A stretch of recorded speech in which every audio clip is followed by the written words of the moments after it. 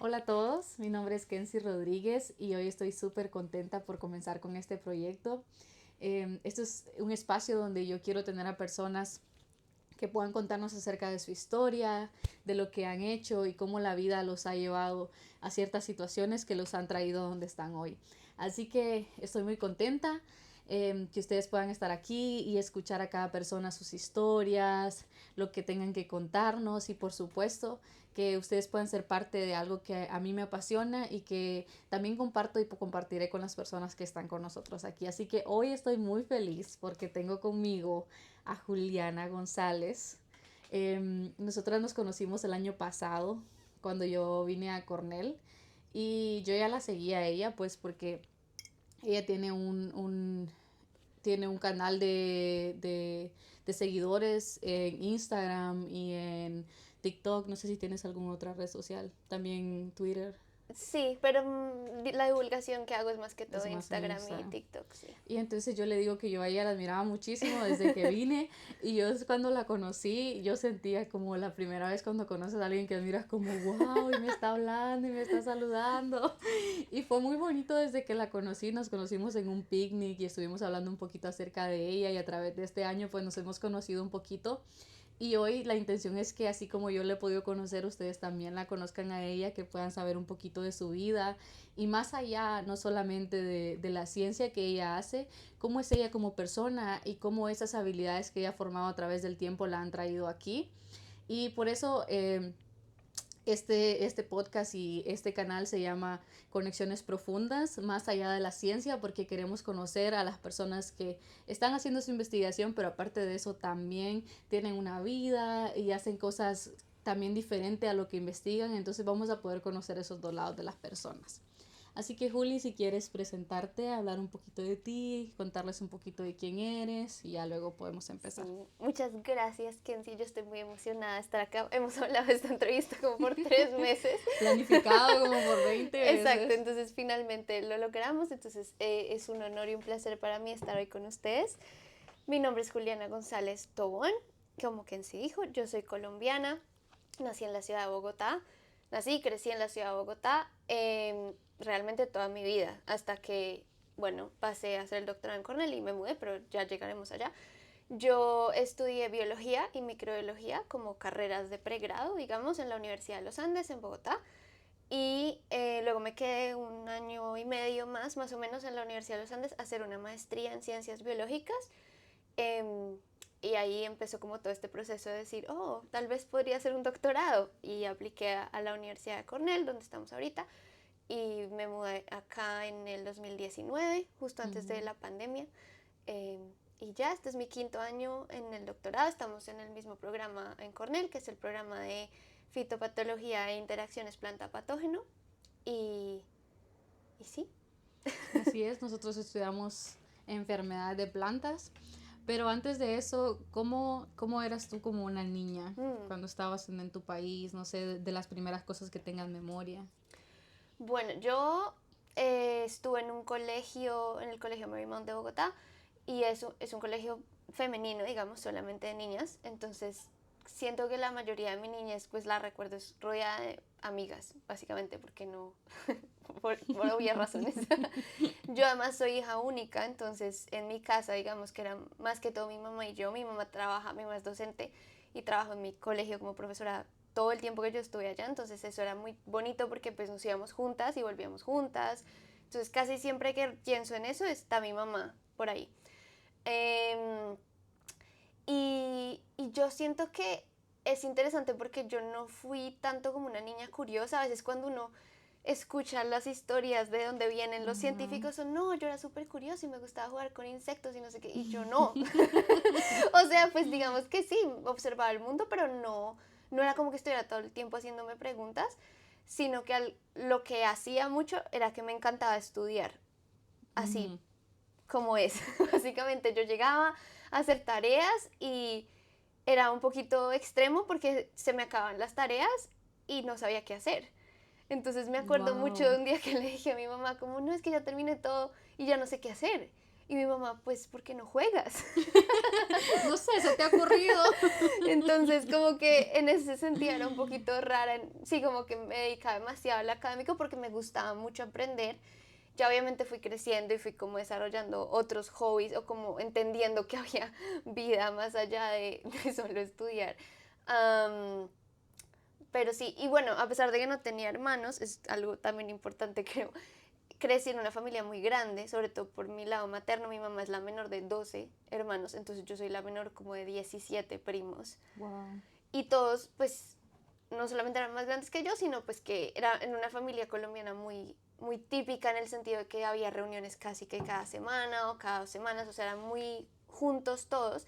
Entonces, a pesar de que crecí, entre comillas, sola, en el sentido que no tenía otros niños día a día conmigo, Ujú. como unos hermanos, pues veía a mis primos cada rato y en ese sentido, pues tenía como ese otro lado social, por decirlo así, que no tenía día a día en mi casa. Pero cuando llegaban tus primitos, ¿cómo era la dinámica? ¿Como que eras más juguetona o siempre eras como la callada que te gustaba estar en el Sí, relajo, como decimos? yo siempre fui muy tímida de pequeña. De hecho, yo creo que mi yo de 8 años no me creería si le dijera que salgo en redes sociales, porque yo era muy callada, pues jugaba y como que no era como que fuera anti gente, simplemente Ujú. me costaba un poquito como mostrar cómo lo que pensaba y cómo era cuando estaba muy chiquita. Entonces, normalmente como que, claro, como eran tantos primos, había Ujú. obviamente los que hacían el relajo, los otros que de pronto ya estaban mucho más mayores y eso ya no les interesaba, y otros con los que de pronto yo era más afín, que pues hacíamos como cosas juntos o salíamos así o algo así, pero no era como full la fiesta todo el tiempo, sino más como de actividades un poco más tranquilas. Eh, entonces, sí, un poco así. Pero si eras como de la, digamos, la niña que tiene como super notas, que está en el cuadro de honor, que le Sí, gustaba como tener debo esto. confesar. Sí, la verdad sí, me iba muy bien en el colegio.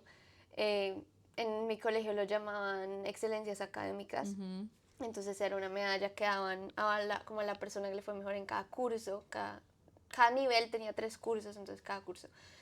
Y sí, la verdad, hay que ser sinceros, eso lo recibí como casi de todos los años desde como segundo o algo así. Fueron Wow. muchos años, o sea, ya era como la gente, mis amigas ya se reían porque si tú te lo ganabas había como una entrega, la primera izada de bandera del año era la entrega de eso. Y si te lo ganabas, invitaban a tus papás, pues para que Wow. estuvieran. Ajá. Entonces, no era raro ver a mi mamá en el colegio, pues porque mi mamá trabajaba allá, pero mi papá no. Entonces, si mi papá iba, ya todo el mundo sabía. Si lo veían por ahí esa mañana, ya todo el mundo sabía. Pero o sea, te decían hasta ese día. Sí, se supone que Tú era sabías hasta ese sorpresa. día, pero llamaban a tu papá. Claro, Ah, entonces mis ok. papás en teoría tenían que hacer un gran esfuerzo para que yo no me diera cuenta. Y la Ujú. mayoría de veces no me di cuenta, pero ya de grande hubo un par de veces. Yo ya tenía muy claro, ya uno sabe qué día es. Y mi papá tenía una rutina muy clara en las mañanas cuando se iba a trabajar. Entonces, si ese día yo notaba algo diferente en la rutina, yo era como, Ya. sí, sí, era súper aplicada, la verdad. No sé era como una mezcla de, porque me gustaba mucho aprender, pero también simplemente porque crecí como siendo como, "Uf, tengo que ser muy aplicada". No sé por qué. Pero eso no fue como que tenías la presión de tus papás de ser aplicada, sino que era como nacía de ti el ser aplicada, el hacer tus Mm, tareas. Creo que había como una mezcla, o sea, no era como que mis papás me dijeran todos los días, oye, tienes que ser la mejor, no. Ujú. Pero yo sí quería como hacerlos orgullosos y yo me daba cuenta de cuando eso no pasaba, entonces como que creo que esa sensación me hacía impulsarme más, pero era una mezcla, o sea, era una mezcla por verlos a ellos orgullosos y también porque yo simplemente no podía como Dejar. aceptar, sí, como, ay no, hoy no voy a hacer nada porque no quiero, no, era mala en eso. He tenido que irlo cambiando porque obviamente uno no puede hacerlo No todo puedes bien llevar por ese siempre, sistema. sí. Mira que en Honduras nosotros tenemos un sistema que si una persona está como entre los mejores del colegio, Ujú. nosotros tenemos desfiles de independencia. Entonces nuestra Mm, independencia es bueno, nosotros celebramos la independencia el 15 de septiembre y hacemos un desfile por todas las calles. Entonces las personas que tienen como los mejores promedios tienen el derecho a llevar la bandera de los 5 países. Y el ah, que es el primer lugar lleva la bandera de Honduras. Entonces así tú sabes que esa es la persona que lleva el primer lugar en el Claro. país. Entonces yo me Oh, pero en imaginé, todo el país, no, wow. no, no en todo el país, en tu colegio. Ah, ok, ok, en tu Sí, zona, ok. en tu zona. Entonces si tú estás en ese colegio y tú llevas el primer lugar, te dan la bandera de Honduras. Entonces Mm. ustedes no tienen algo parecido, solo es como la izada de la bandera. ¿Y eso Esa es la cuándo es? bandera, sí. Es que ya no me acuerdo bien, pero lo hacían cada tanto y había diferentes razones. Entonces era como, hoy es la izada de la bandera por la honestidad, no sé. Y entonces exaltaban personas que sus profesores las hubieran escogido porque representaban ese Ah, valor. O en otros casos era el aniversario del colegio, cosas así. Esta era específicamente por la excelencia académica, pero podía pasar por otras razones. Pero no era como que lleváramos la bandera ni nada, sino que las banderas estaban adelante y era como parte de la ceremonia, digamos, que uno pasaba y recogía lo que fuera, en este caso una medalla, pero podía ser un diploma en otros casos. Y y ya. te pasaban al frente Y y te ya pasaban como al que todos te frente, te miraban. tomaban foto y ya. Qué bonito, pero bueno, la Sí, verdad sí te imagino así, como una creo. persona como muy centradita, muy Sí, muy así. estudiosa, pero sí, aunque dices que eras como tímida, siempre tenías Sí, amigas pues con las de que muy, muy pasabas. chiquita, o sea, como literalmente primeros años me costó tener amigas, tenía como dos muy, muy amigas. Ya cada vez que me fui volviendo más vieja, pues mayor, Ujú. como que ya fui cultivando un grupo más grandecito y fueron mis amigas pues hasta el final del colegio y varias, si no todas de ellas, seguimos siendo amigas. O sea, pues por ejemplo, y es interesante porque, bueno, no sé cómo era en tu colegio, pero en los colegios de niñas, de solo mujeres, es raro, hay como ciertas dinámicas de grupos muy claros, entonces las que son estudiosas, las que no sé qué, las atléticas, y como que es un Sí. poco así, al menos así era en mi promoción. Entonces yo creo que yo estaba en el grupo como de las más juiciositas, de las que hacían más como todo como es y no Ajá. sé qué. Entonces, obviamente mientras nos volvimos mayores, cada uno empezó a desarrollar otros talentos, otros intereses y sobre todo el otro día estábamos hablando con mi esposo que todas mis amigas son súper buenas en algún instrumento o en alguna muestra artística, entonces dos de ellas cantan divino, bueno, tres cantan divino, otras tocan piano, guitarra, todo, y entonces yo no tengo ninguna de esas habilidades, Sí. nunca las desarrollé, y entonces una vez estábamos en como una lectiva de música juntas, y yo Mm. estaba ahí solo por estar con ellas, porque realmente yo no tengo esos dotes. Y Andrés me dice, y entonces tú, Andrés es mi esposo, me dice, ¿y tú qué tocabas entonces? Y yo, el triángulo. Es verdad, porque pues ellas todas tenían sus cosas. Pero bueno, Ajá. básicamente resumiendo en que al principio no tenía muchas amigas, pero a medida que fui creciendo creo que logré como encontrar con la gente con la que me sentía cómoda. Era un poco eso, como que de chiquita hubo muchos como que no me sentía cómoda y no lograba como acomodarme a la gente. Ujú. Y luego ya encontré como gente similar, digamos. Oye, pero qué curioso porque a mí me pasó también eso de que yo estaba tan concentrada en mis estudios y yo quería ser la mejor en mis estudios que nunca como que me fui a hacer algo más, como a tocar un Mm, instrumento. Como te digo, nosotros hacíamos desfiles, yo no salía en la banda. mm. Y siempre quise, y no sé, nunca lo hice porque estaba tan concentrada en mis estudios que yo quería ser muy buena, pero no puedo cantar, no puedo tocar un instrumento. Exactamente igual, o sea, y ellas todas tenían extracurriculares, entonces se acababan las clases y se iban a ballet, a piano, a no sé qué, y yo, A no, yo me iba a estudiar. hacer tareas. Luego más de grande tomé un tiempo clases de pintura y un trabajo en madera también, pero No fue como no fue algo algo... constante ni algo que en este momento diga, uy, sí, tengo ese talento. No. Ujú. Pero sí deseabas como, aunque dices que no tenías como tanta curiosidad como otras personas, pero sí Ujú. deseabas como ser algo de niña. Como que quería ser de grande. Ajá. Ok, sí, digamos que esta es otra cosa bien interesante y es que, pues muy tonta, pero yo hubo un tiempo que estaba obsesionada con que quería trabajar en un supermercado que quedaba cerca de mi casa, pero obsesionada. Quería ser cajera en ese supermercado que se llama Éxito en Colombia, es súper Y si grande. sabes por qué, o sea, tú... Yo no sé, yo creo que era porque iba mucho, yo mucho de mi niñez lo pasé en la casa de mis tías maternas. Ujú. Tenía dos tías que vivían con mi abuelita y yo casi mucho tiempo estaba allá, sobre todo porque mi mamá trabajaba a veces más tiempo, entonces era como un lugar donde me podían dejar. Y ellas iban mucho a este supermercado y yo creo que era parte, como que lo disfrutaba tanto y era como parte del día, oh, voy a acompañar a mi tía a hacer esto, que yo dije, eso es lo que quiero hacer el resto de la vida. Obviamente luego ya fui creciendo y dije, bueno, de pronto puedo hacer De algo. pronto sí quiero hacer algo más. De pronto quiero hacer algo más. Y pero tenía siempre una dualidad porque me gustaba la ciencia, o sea, me iba bien en general en todo, pero me gustaba la ciencia y también me gustaba mucho la literatura. Entonces, cuando ya uno entra como en esta edad, noveno de bachillerato, décimo de como, bueno, ¿quieres estudiar algo? ¿Qué quieres estudiar? Siempre estaba dividida entre esas dos cosas, como literatura, literatura o ciencia. Pero cuando dices ciencia, ¿a qué te refieres? Biología. Biología. Sí. O sea, yo sí tomé química y física, pero nunca Como me que todo, atraparon. pero tú eras como más biología para estudiar el origen de los organismos.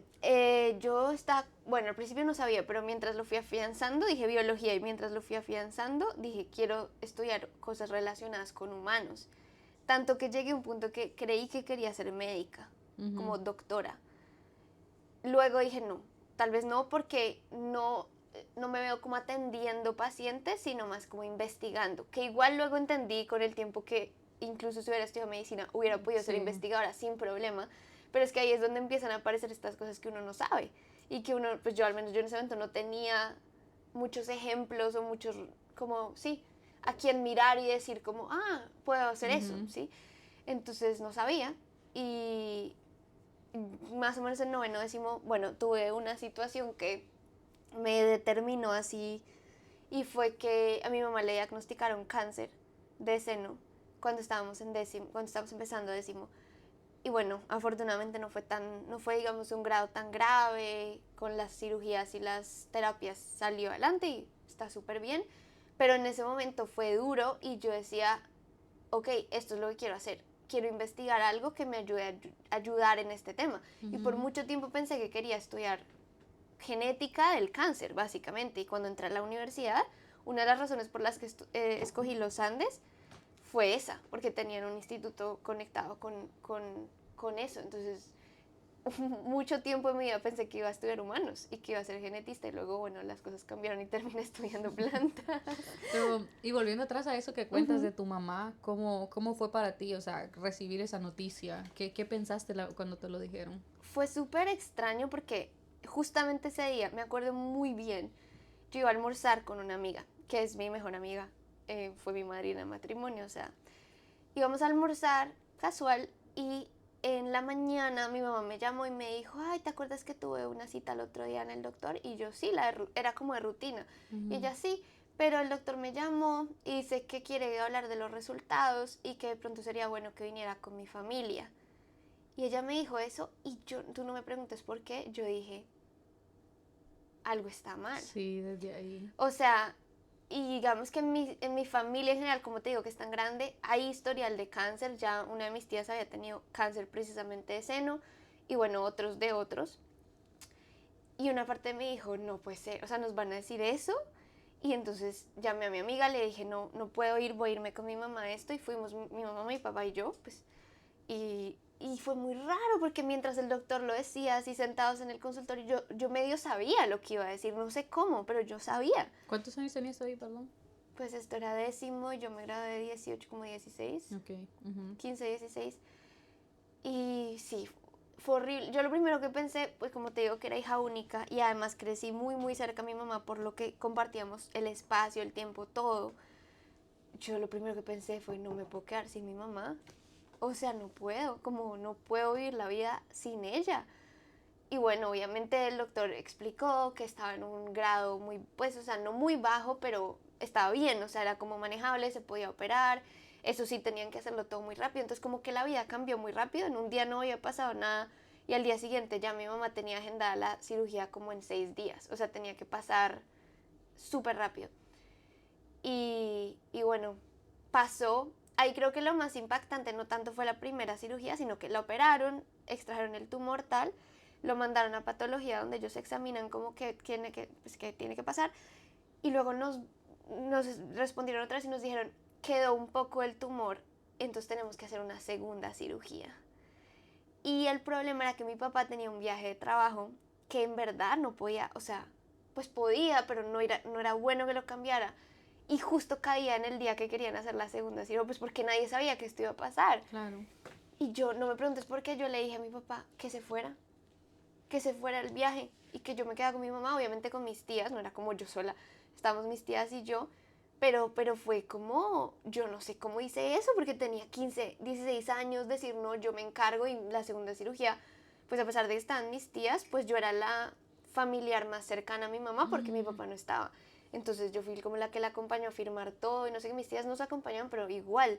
Y yo después pensaba, ahora de grande, Ujú. grande, yo decía, pero ¿cómo hice Qué eso? responsabilidad te aventaste. Sí, pero bueno, ya le hicieron la segunda cirugía, ahí ya finalmente removieron todo y la mandaron radioterapia. Eso, todo fue un proceso, lo que te digo. Ese día todo cambió y empezó un año y medio más o menos de radioterapias. Mi mamá pues dejó de ir a trabajar, obviamente, le tocó, al principio era como cada 2 días, luego fue como cada semana. Y luego estuvo muy, afortunadamente lograron reducir muchísimo el tejido maligno con las cirugías y la radioterapia, y la Ujú. quimio que le hicieron fue oral, como con pastillas, en vez de intravenosa, que es pues, la que puede ser muy, muy como, como Muy invasiva. pesada. Sí, entonces estuvo con eso y bueno, después de un año y medio, casi 2 años ya estaba bien. ¿Cómo cambió tu rutina y como desde que te diste cuenta todo ese año y medio en la escuela, cambiaste como tu rendimiento, no sé? Cambió todo porque pues primero nos pasamos ella y yo a vivir con mis tías, porque pues en mi casa vivíamos solo los tres, mi mamá, mi papá y yo, y ella no iba a estar trabajando, yo tenía que seguir yendo al colegio, y mi papá tenía que seguir trabajando porque pues o sea, entonces mis tías afortunadamente nos ayudaron y pues ella, o sea, mudamos a mi mamá para allá para que ellas se encargaran. Ujú. Y como estaban ellas dos, era mucho más fácil que yo me quedara con ellas a que me quedara sola con mi papá. Entonces todo cambió porque pasamos a vivir, pues yo, o sea, yo ya había, obviamente ya había vivido tiempitos con ella, pues con ellas fines de semana y eso, pero esto fue todo el tiempo, o sea, entonces todo cambió, a qué hora salía para el colegio, a qué hora volvía. Ese año fue súper duro, como, o sea, académicamente yo creo que igual lo mantuve bien porque me servía. Ahí yo empecé a usar el hecho de hacer tareas y estudiar como una salida un poquito, como una distracción, como bueno, Ujú. ya no tengo que hacer tareas, entonces no voy a pensar en todo esto otro que está pasando. Pero fue difícil, fue difícil ese año y también por lo que te digo, estaba acostumbrada a toda la vida ir al colegio, mi mamá siempre estaba ahí y de Ujú. repente era como cualquier otra niña que los papás no están allá y pues uno dice, no, pero ya estás muy grande. Pues sí, pero igual es raro porque estoy acostumbrada a que está Claro. allá. Solo podías correr a verla. ¿Y si te daba, como después de todo eso, te daba miedo como perderla o ya no era tanto ese miedo? Porque me imagino Mm, que también cambió la dinámica, lo que tú dices, no la veías todos los días, pero no sé si, por ejemplo, ella podía asistir a eventos tuyos o cosas así. Al principio, yo la veía solo porque estábamos viviendo en el mismo lugar, pues la veía todos los días, pero al principio creo que fue como un mes largo que no se podía parar de la cama, porque Wow. pues, o sea, fue igual invasivo todo lo que le hicieron, Ujú. em, solo por las heridas y eso no se podía mover mucho. Em, entonces fue raro porque creo que cambió nuestra dinámica, que entonces yo me sentaba con ella, hacía tareas en la cama al lado de ella para como que acompañarla. Em, y creo que de cierta manera, como ese año fue como el penúltimo año de colegio, ya en el último que fue donde hubo pues grados, eventos y todo, ahí ya estaba bien. O Ujú. sea, afortunadamente como que pudo volver, eso se sintió normal, entre comillas, como que ya estaba un poco como en el pasado. Pero igual creo que sí fue importante y además fui perdiéndole como ese miedo a perderla, pero más porque creo que tanto mi papá como yo nos dimos cuenta que teníamos que Ser ser fuertes. fuertes y además estar para el otro, porque, o sea, yo adoro a mi papá y nos hemos adorado desde siempre, pero precisamente como yo estaba tanto tiempo con mi mamá, mi relación con ella era más cercana y ella sabía más cosas de mí, conocía más a mis amigas y como... Entonces en ese momento también mi papá se vio expuesto como a, wow, ok, ahora sí, como que él Ujú. también tenía que coger esa posición y creo que ambos cambiamos mucho en ese año de decir, bueno, o sea, esperemos que todo salga bien y que sigamos estando los tres, pero en caso de que no, pues nos tenemos el uno al otro, o sea, entonces eso también nos cambió mucho la relación, para bien, o sea, creo que después de que salimos de ahí ya la relación entre los tres y además como, digamos, de dos en dos, Ujú. fue mucho mejor.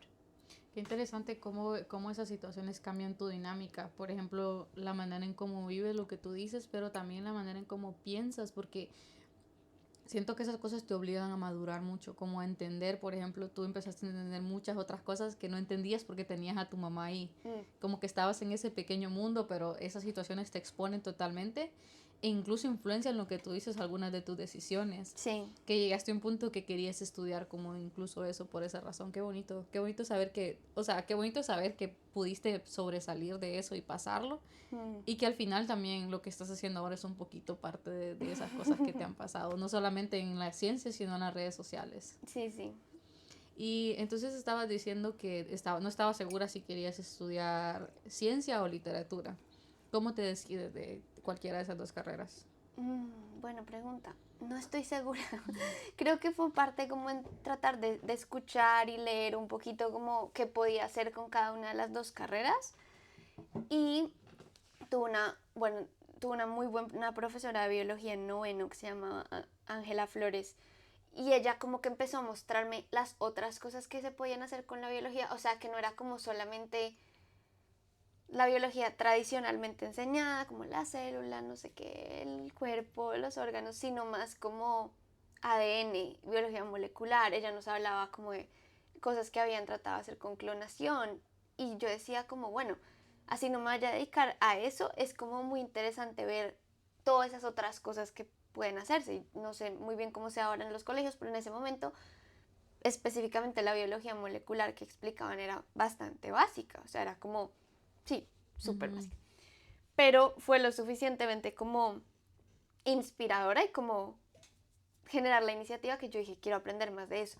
Entonces, con el tiempo, digamos, escuchando y yendo a estas clases, decidí que me gustaban las dos, pero que en mi caso particular, el interés por la literatura era más como algo que podía mantener conmigo, como que me gustaba leer y era más como hacia un hobby, en mi caso, que como una carrera. Mientras que a la ciencia le quería dedicar el tiempo como una carrera. Y decidí entrar a biología, pero de nuevo, no tenía mucha información, o sea, era como medicina o biología. En ese momento yo ni siquiera sabía que la microbiología existía. Aprendí eso ya cuando entré a la universidad y dije, hay otra carrera. Hay algo más que te puede Algo interesar. más. Pero entonces tú decides ya la biología, cuando entras a la universidad, ¿tú tienes que hacer algún examen de admisión o no? Sí, en Colombia, cuando uno termina el bachillerato, le hacen a todos un examen que se llama ICFES, que no me acuerdo las siglas que significan, pero es básicamente un examen de conocimientos de todo. Y eso te da un puntaje. Y tú con ese puntaje, y creo que con otros papeles, no me acuerdo bien, pero sobre todo con ese puntaje, aplicabas a las diferentes universidades. Entonces yo apliqué a 3 en Colombia, la Universidad Nacional, la Universidad Javeriana y la Universidad de los Andes, que hasta donde yo sabía en ese momento, en Bogotá eran las mejores en biología. Y me entrevistaron en los Andes. Bueno, tú pasas y luego te entrevistan, al menos así era en ese momento, no sé cómo sea ahora, y luego sí te dicen si pasas o no. Entonces me entrevistaron en la Javeriana y en los Andes. Y es interesante porque yo sabía que quería mucho los Andes, también por lo que te digo que había leído, como que había varios laboratorios que trabajan con genética, y dije, eso es lo que quiero, pero la Universidad de los Andes es la más costosa. Al menos era la más costosa en ese momento y estoy casi segura que sigue siendo la más costosa. Pero tiene mucho prestigio, me imagino. Tiene mucho prestigio, pero pues es mucho dinero. Y mis papás me dijeron, como no hay forma de que paguemos los Andes sin un préstamo o algo así. Entonces, claro, pues yo ya estaba empezando a pensar o conseguir un préstamo o, bueno, simplemente hacer la carrera en otra universidad que no fuera tan costosa e igual muy, muy buena. Y ahí tuve como un pequeño como angelito, o pues yo le digo así que pues era uno de mis tíos, Fabio, mi tío Fabio Tobón, que él me dijo, él sabía, él era como mi segundo papá. Él siempre estaba como, yo tenía de nuevo muchos tíos, pero él era como el que estaba pendiente de mí y todo. Entonces decía que mi tío me dijo que universidad quería sin pensar en el dinero. Yo dije que los Andes y me dijo que lo iba a ayudar a pagar. Y básicamente me dijo que lo consideraba una inversión. Y eso es algo que me ha acompañado toda la vida. Que él decía, para mí no es un gasto, es una inversión. Yo estoy invirtiendo dinero en tu educación porque sé que tú le vas a retribuir eso al mundo después. Wow. Y ahí eso me quedó. Y entonces el resto de la vida pienso en eso. Y por eso entré a los Andes. Si no, no habría forma.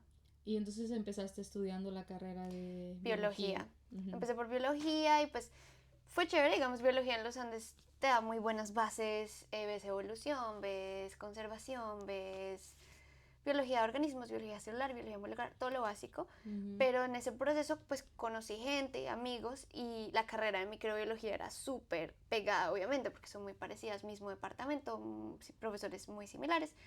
Y yo miraba el pensum, las materias de microbiología y yo decía, "Ah, esto suena muy chévere". Entonces, en los Andes hay algo que se llama doble programa Ujú. y uno básicamente aplica y si uno tiene buen rendimiento le dejan hacerlo. Entonces, en mi cuarto semestre, o sea, cuando llevaba 2 años de biología, apliqué para el doble programa y empecé a hacer micro y como eran tan parecidas, pues compartían muchas materias. Entonces, si la compartía, tú pues no la tenías que volver a ver, solo tenías que ver las cosas extra. Entonces, digamos, vi biología de hongos, parasitología, bacteriología, microbiología de alimentos, todas estas extra, digamos, que Ujú. biología no tenía. Entonces, eso es como una doble carrera, digamos. Sí, es como una doble carrera. Una doble concentración, le dicen, o no sé. ¿Son dos carreras o es como que sacas como una concentración en microbiología? Son dos carreras. Wow. Hay otra que se llama opción en, que es Ujú. eso que estás diciendo, que es como una concentración, y eso también se podía hacer. En ese caso, solo tienes que ver algunas materias, entonces 2 o 3, y es como, no sé, hay gente que es periodista con opción en derecho, entonces Ujú. ve 2 o 3. Pero en este caso yo hice las dos completas, entonces me las dieron las dos como carrera, 2 diplomas, Ah. digamos. ¿Y eso te añade algo, como algo en el tiempo? Sí, depende del tiempo que te demores. Como son tan parecidas, a mí solo me añadió un año. O sea, normalmente la carrera sería de 8 semestres y yo Ujú. las hice las dos en 10. En 10. Pero depende de la persona, cuántos créditos vea por semestre y qué tan similares o diferentes sean. Si estás haciendo dos cosas totalmente opuestas, pues Ujú. te vas a demorar más. Y en la universidad en Colombia ustedes pueden hacer investigación, o sea, digamos, tú puedes trabajar en un laboratorio mientras estás haciendo tu carrera. Sí, sí, digamos sí, pero en ese momento no era tan fácil, no era como tan establecido, Ujú. tenías que buscarlo un poco más. Entonces yo veía que, no sé, veía gente como mayor que trabajaba en los laboratorios y empecé a averiguar y me dijeron, no, es que tú te puedes voluntariar. Entonces, en los Andes funcionaba muy similar a cómo funciona acá en Cornell y es que los laboratorios de las clases los dictaban estudiantes de posgrado, Ujú. entonces o de maestría o de doctorado. Y uno de los laboratorios lo dictaba una chica que yo vi que trabajaba en el laboratorio de genética. Y yo le dije que si me podía voluntariar a trabajar con ella, ella era de doctorado y ahora que soy estudiante de doctorado entiendo que necesitaba la ayuda. Entonces ella, sí, claro, entonces la ayudé por casi 2 años. Y trabajaba con ella, hacíamos PCRs, entonces fue muy interesante porque en los laboratorios, pues digamos que tú hacías una PCR con tu grupo y cada uno Ujú. ponía un reactivo y ya. Ah, sí. Ajá. Pero ya con ella, pues era entre las dos, entonces yo realmente cogí mucha práctica. En ese momento eso era todo, digamos, no eran horas que me pagaran ni eran créditos que yo pudiera hacer. Tengo entendido que ahora las cosas han mejorado y ahora sí pueden tomar como ese tipo de trabajos como créditos de investigación y les añade como más cosas. En ese momento era simplemente por la experiencia, Wow. digamos. ¿Y eso era como de qué horas a qué horas en el día? Creo que las PCRs, me acuerdo, las hacíamos bien temprano. A veces yo llegaba antes que ella, porque yo tenía una niña chiquita, entonces a veces se demoraba un poquito, pero y yo como que preparaba los reactivos y los metía en la cámara de flujo y luego, bueno, lo hacíamos. Em, pero sí, normalmente en las mañanas, creo, antes de que empezaran las clases. O sea, que era como, para ti era solo algo que te gustaba y querías aprenderlo, pero era como un doble esfuerzo de tu parte, nada Sí, más que tú lo querías hacer para poder tener la experiencia. sí. ¿Y eso fue como de qué año de la universidad? ¿Qué año? Eso probablemente fue como los últimos 2 años de carrera. Ujú. Mentira, sí, tal vez empecé el doble programa en cuarto semestre, esto probablemente fue como en sexto semestre, Ujú. como de sexto a octavo semestre, porque ya, sí, en ese tiempo, porque ya el último año, como los últimos dos de octavo a décimo, ahí ya estuve haciendo como el proyecto de tesis, que es donde tú ya puedes investigar como tal, entonces normalmente te unes a un laboratorio, si eso es lo que quieres, también hay otras opciones, e investigas en el proyecto que tengas. ¿Y cómo, digamos, llega esa conexión entonces a las plantas? Porque dices microbiología es más para aprender de todo, Sí. patogenicidad, comida, etcétera, etcétera. Pero ¿cómo llega como esa conexión a las plantas? Pues este laboratorio en el que me estaba voluntariando era de genética humana, precisamente porque yo tenía todavía en mi cabeza que yo Ok. quería hacer eso.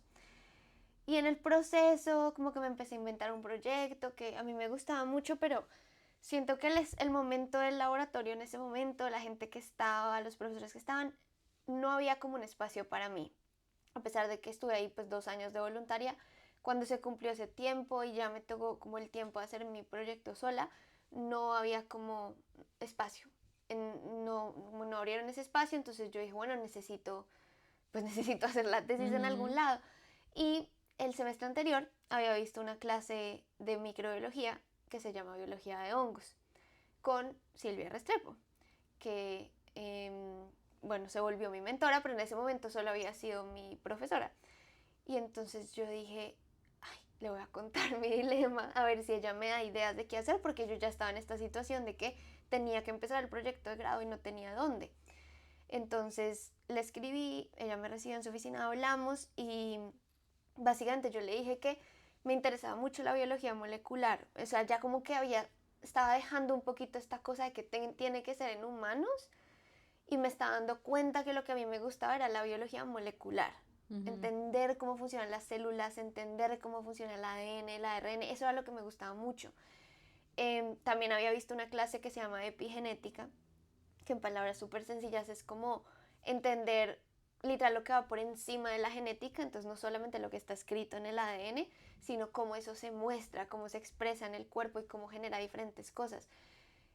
Porque es muy interesante. Algo que a mí siempre me rondaba en la cabeza desde que empecé a escuchar sobre el ADN, yo decía, porque siempre le dicen a uno, no, nuestro ADN es 99% igual o 99 punto no sé qué por ciento igual que el de los chimpancés, Ajá. ¿cierto? Y yo decía, pero ¿cómo? O sea, ¿cómo va a ser tan igual? ¿Cierto? Si somos organismos diferentes. Y luego entendí pues que puede que esté escrito lo mismo, pero la forma en que eso se expresa en diferentes células del cuerpo en diferentes momentos es diferente. Y eso es básicamente epigenética. Entonces yo venía en mi cabeza de haber visto mucho sobre epigenética y mucho sobre hongos. Y fui a hablar con Silvia y ella básicamente me dijo que su laboratorio estaba abierto si yo quería trabajar allá, pero que claramente ella no trabajaba con humanos, ella trabaja con plantas y con patógenos de plantas. Pero pues que si yo me quería cambiar a ese mundo, pues... Y yo dije, pues sí, porque yo lo que quiero es entender funciones moleculares, ¿sí? Como entonces me cambié de los humanos a las Wow. plantas y ella me asignó a trabajar más directamente con una profesora que se llama Giovanna Daníez, que de hecho es exalumna de Cornell, nuestro mismo programa. Y fue súper bueno porque básicamente entré como a este mundo de entender las enfermedades de las plantas y ahí me cambió la visión gigante, porque digamos, cuando en el colegio me habían enseñado muy como las enfermedades son de humanos y eso es lo grave, sí, como que eso es lo único que hay que resolver. Y luego ya en la universidad yo veía todo esto, en ese semestre también empecé a ver como tal la clase de enfermedades de plantas o fitopatología y yo decía, wow, o sea, como no sabía yo Te de vuela la todo cabeza. esto, o sea, como de la importancia de la agricultura, como de todo, como del peligro, o sea, como del peligro de tantas enfermedades que pueden literalmente arrasar con nuestros alimentos. Entonces ahí mezclé como ese nuevo interés y nuevo entendimiento de la Ujú. agricultura con que me gustaba mucho la parte molecular. Y empecé a trabajar con ellas dos en el Laboratorio de Micología y Fitopatología de los Andes, o LAMFU, y en el 2016 hacer mi tesis de pregrado para microbiología y ahí estuve hasta el 2017 que me gradué y luego me quedé en la maestría también con ellas. Entonces fueron realmente 3 años, del 16 al 19, haciendo estos 3 proyectos con ellas. ¿En qué trabajaste? Antes de eso me parece muy interesante lo que dices, que tu conversación con Silvia fue como un punto de partida para que entendieras o vieras las cosas de una manera, como un enfoque diferente. Y Sí. siento que muchas veces la gente dice, uy, pero ¿y cómo estudias esa carrera tan rara? ¿Cómo te puede gustar eso? Pero es que yo simplemente siento que a veces la gente no es expuesta nunca a esto, pero una vez que te expones, es Ya. muy difícil salir de Es muy ahí. difícil porque uno Sí. dice, "Ah, no puedo creer", y como que si uno tiene como esta pasión, yo siento que toda la gente que le gusta la microbiología en general, tiene como una pasión por decir, uff, hay estos organismos chiquititicos que nadie ve, pero que tienen un poder y que pueden hacer o muchísimo bien o muchísimo daño, y entender como el impacto que tienen en todos los aspectos de nuestra vida. Siento que, o sea, sin demeritar obviamente la importancia de las enfermedades humanas, pero Claro. como que eso es algo que es muy claro, porque lo vivimos todos los días. Se enfermó Pepito, le dio gripa a no sé quién, sí, como que uno sabe que los microorganismos pueden causar enfermedades en humanos, pero hacer como el clic y decir, uff, también pueden afectar los animales, también pueden afectar las plantas, o sea, la comida que nos comemos, como... Eh, fue muy chistoso porque yo por esa época empecé a salir con el que es ahora mi esposo, y mi suegro me preguntaba por el moho que le sale al pan. ¿Sí sabes? Cuando uno tiene el pan en la nevera y se pone todo mozo. Y entender como esas cosas tan chiquitas que antes era como así el moho, pero ahora es como, no, es que es un hongo y tiene un nombre y como que... Entonces, sí. Entonces, sí, la conversación con ella fue un poquito como decir, uy, de pronto lo que creí que quería hacer toda la vida, no, bueno, puedo hacer otra cosa, y sobre todo el tema, lo que te digo, de la biología molecular, que sí era algo que me gustaba desde el colegio, pero que no tuve las herramientas ni el conocimiento, sino hasta que estuve en la universidad para decir, ah, por eso es que me gusta y eso es lo que quisiera hacer. Y lo bonito es eso, que tú lo puedes aplicar, o sea, realmente lo que uno estudia, la pasión no es algo tu historia no es algo de, ay, yo desde chiquita miraba una planta y yo quería entender la planta, no, en realidad no, realmente, y creo que son muchas, bueno, yo la verdad soy igual, y varias personas que he conocido igual, no es como que nacieron y dijeron, yo voy a estudiar esta carrera, porque obvio tampoco estás expuesto, pero una vez que lo aprendes y lo entiendes, como que surge más curiosidad, como que te da más ganas de saberlo, de entenderlo. Y es curioso porque de hecho Juli y yo nos reunimos a escribir 2 días a la semana, muy buenos por cierto. Encuentren a alguien con quien escribir. Eso creo que me ha cambiado la vida totalmente. A mí yo le digo a Juli que yo no hubiera sido productiva porque con ella nos ponemos a escribir. Y es curioso porque las dos creo que nos apasiona mucho lo que hacemos y estamos en etapas diferentes de la carrera, pero por ejemplo en mi caso me pasa que a veces estoy leyendo algo y le digo a Juli, mira esto, me vuela la cabeza, tal vez hablando del organismo con el que estoy trabajando ahora, el patógeno, y entonces le digo, mira, puedes creer que esto y lo otro, y es que para mí es tan impresionante que lo que tú dices, todas esas cosas tan chiquitas que están dentro de una planta sean capaces de actuar y reaccionar en pro de un estímulo. Sí. Bueno, es muy loco, la verdad. Acá nos quedaríamos 10 horas. pero es muy bonito conocer como tu historia y lo que te llevó a estar aquí, a donde estás ahora en ese aspecto. Entonces, bueno, tú dices que ya hiciste tu tesis de la universidad. Y luego, ¿en qué te enfocaste en tu maestría? Entonces, cuando yo entré al laboratorio, al LANFU, ellos pues trabajaban con diferentes organismos, pero había un foco bien fuerte en un organismo que se llama Phytophthora, específicamente Phytophthora infestans, ese es el nombre oficial. En palabras, digamos, más comunes, o como la gente se refiere más en el campo, es el tizón tardío, normalmente más comúnmente en la papa, pero bueno, afecta a otras solanáceas también. Entonces Silvia tenía un gran enfoque en ese patógeno, y que se ve como un hongo, pero no es un hongo, tengo que hacer esa claridad. Técnicamente es un omicete, es bien parecido a un hongo, pero no es. Entonces es muy importante, de hecho históricamente ha tenido un impacto gigante en el mundo, porque fue el patógeno responsable de la hambruna en Irlanda, la gran hambruna irlandesa en los 1845 más o menos, que fue algo terrible, que básicamente Irlanda dependía de la producción y el consumo de papa, y esto básicamente bajó la producción, la gente se moría de hambre, tuvieron que emigrar, o sea, una cosa. Y entonces es interesante porque es un patógeno que hizo todo eso en 1800 y pico y aún ahora sigue siendo problemático.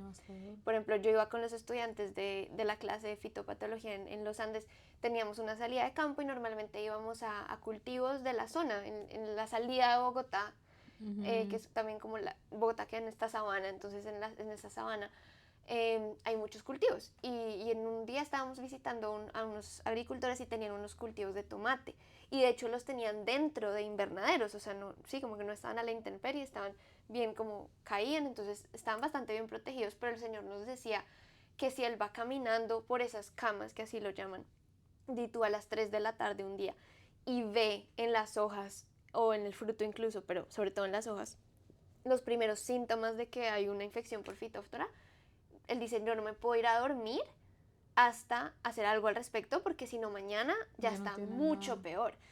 Y yo, wow, o sea, el nombre realmente significa destructor, devorador de plantas, creo. Entonces, es grave. Entonces, básicamente ellos tenían ese enfoque y había diferentes ramas en el laboratorio. Había gente que estaba investigando linajes genéticos de diferentes lugares del mundo para entender cómo se había distribuido.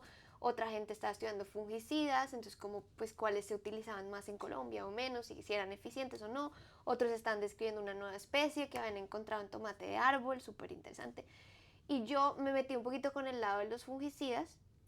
Entonces, en pregrado lo que hicimos fue, casi que yo seguí una investigación que había surgido acá en Cornell, en el laboratorio de Bill Fry, que es una persona que ha trabajado con esto muchísimo tiempo, en donde ellos vieron que Phytophthora podía generar resistencia a un fungicida. Entonces, normalmente no era resistente, le ponías el fungicida, se moría, pero si lo exponías a una concentración que no fuera completamente letal, o sea, que fuera un poquito dañina pero no letal, la siguiente generación iba a ser mucho peor. Casi que cuando, siempre uso el ejemplo de cuando uno le mandan antibióticos porque uno está enfermo y uno se los empieza a tomar y más o menos por la mitad ya se siente bien, entonces se le olvida y no se toma más los antibióticos. Es peor porque ese pedazo de la población que dejó vivo, la siguiente vez va a estar Genera mucho más fuerte. resistencia. Entonces no es lo mismo, digamos, en términos moleculares, pero es como la misma idea.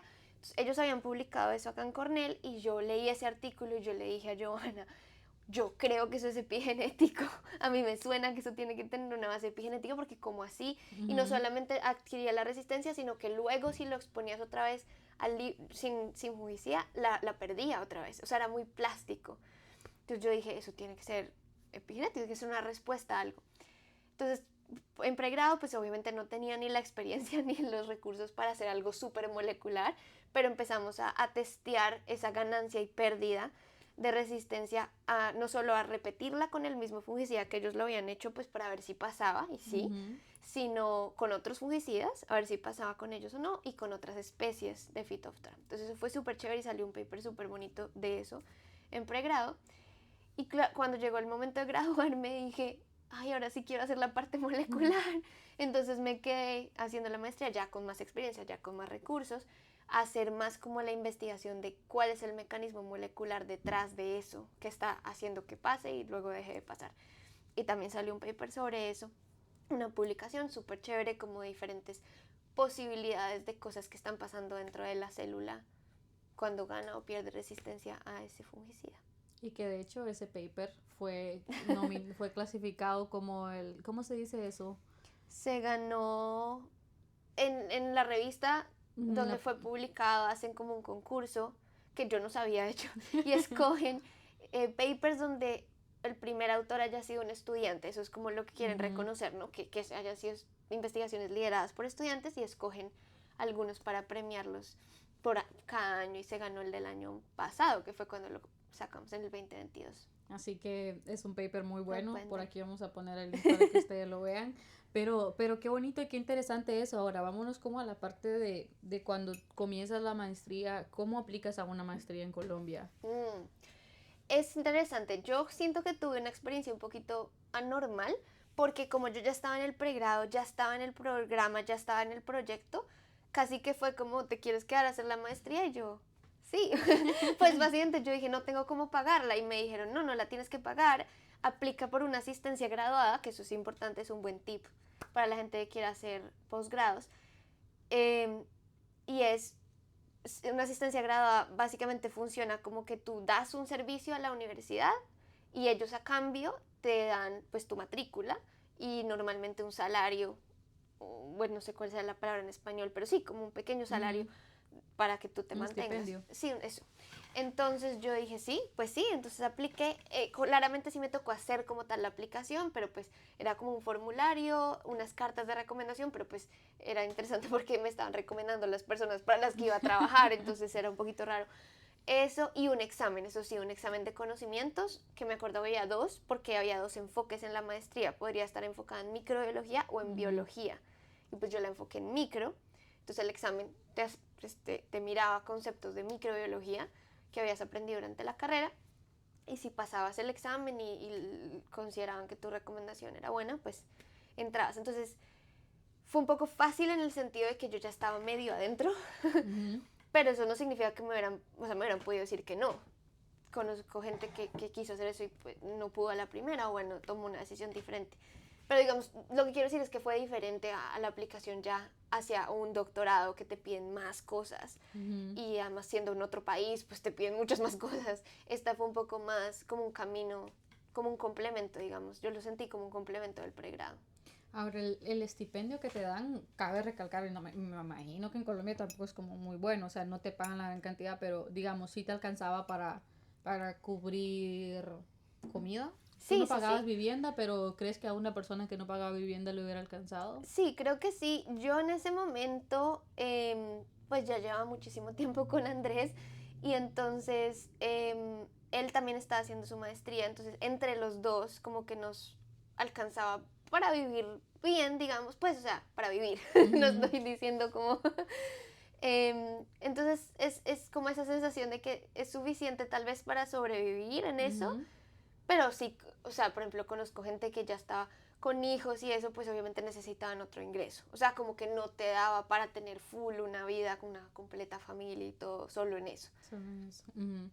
Y entonces, bueno, que aplicas a la maestría, estás 2 años en la maestría, ¿cómo llegas la primera vez a Estados Unidos? Entonces, hacia el final del pregrado, yo ya sabía que quería hacer la maestría, pero me enteré, por ahí escuché que había un programa para hacer pasantías en Estados Unidos. Bueno, realmente en varios países, pero no sé, en mi cabeza siempre había pensado en Estados Unidos como investigación. Y bueno, había diferentes universidades y una de ellas Ujú. era Cornell.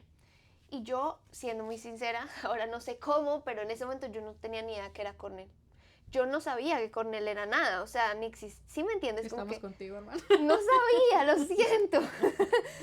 Pero pues de escuchándolas digamos, a Joana y a Silvia hablar, Joana pues se había graduado de acá, entonces yo dije, entonces ahí empecé a leer y dije, Ujú. wow, tienen un súper programa de agricultura, es como la mejor, o si no de las mejores en agricultura en el mundo, y yo, ok, es importante.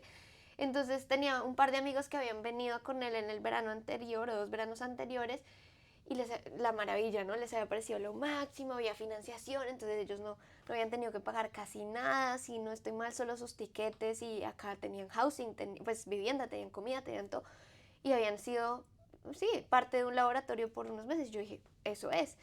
Entonces tanto Andrés como yo empezamos a aplicar, y más o menos por la mitad del proceso nos dicen, no, cambiaron la dependencia a la que depende el programa y ya no hay plata, ya no hay dinero. Oh, Entonces ya no vamos a seleccionar a la gente, porque como hacemos eso, sino que si usted quiere ir, pues lo tiene que pagar. Y nos pasaron lo que costaba y era mucho dinero. Obviamente no lo podíamos pagar. solo para dar un contexto más o menos cuánto. En ese momento el presupuesto que nos dijeron que costaba, los 2 meses con todo, eran como 6,000 y pico dólares Wow. por cada uno, obviamente, y nosotros no Ujú. teníamos ese dinero. Y mucho menos en pesos colombianos.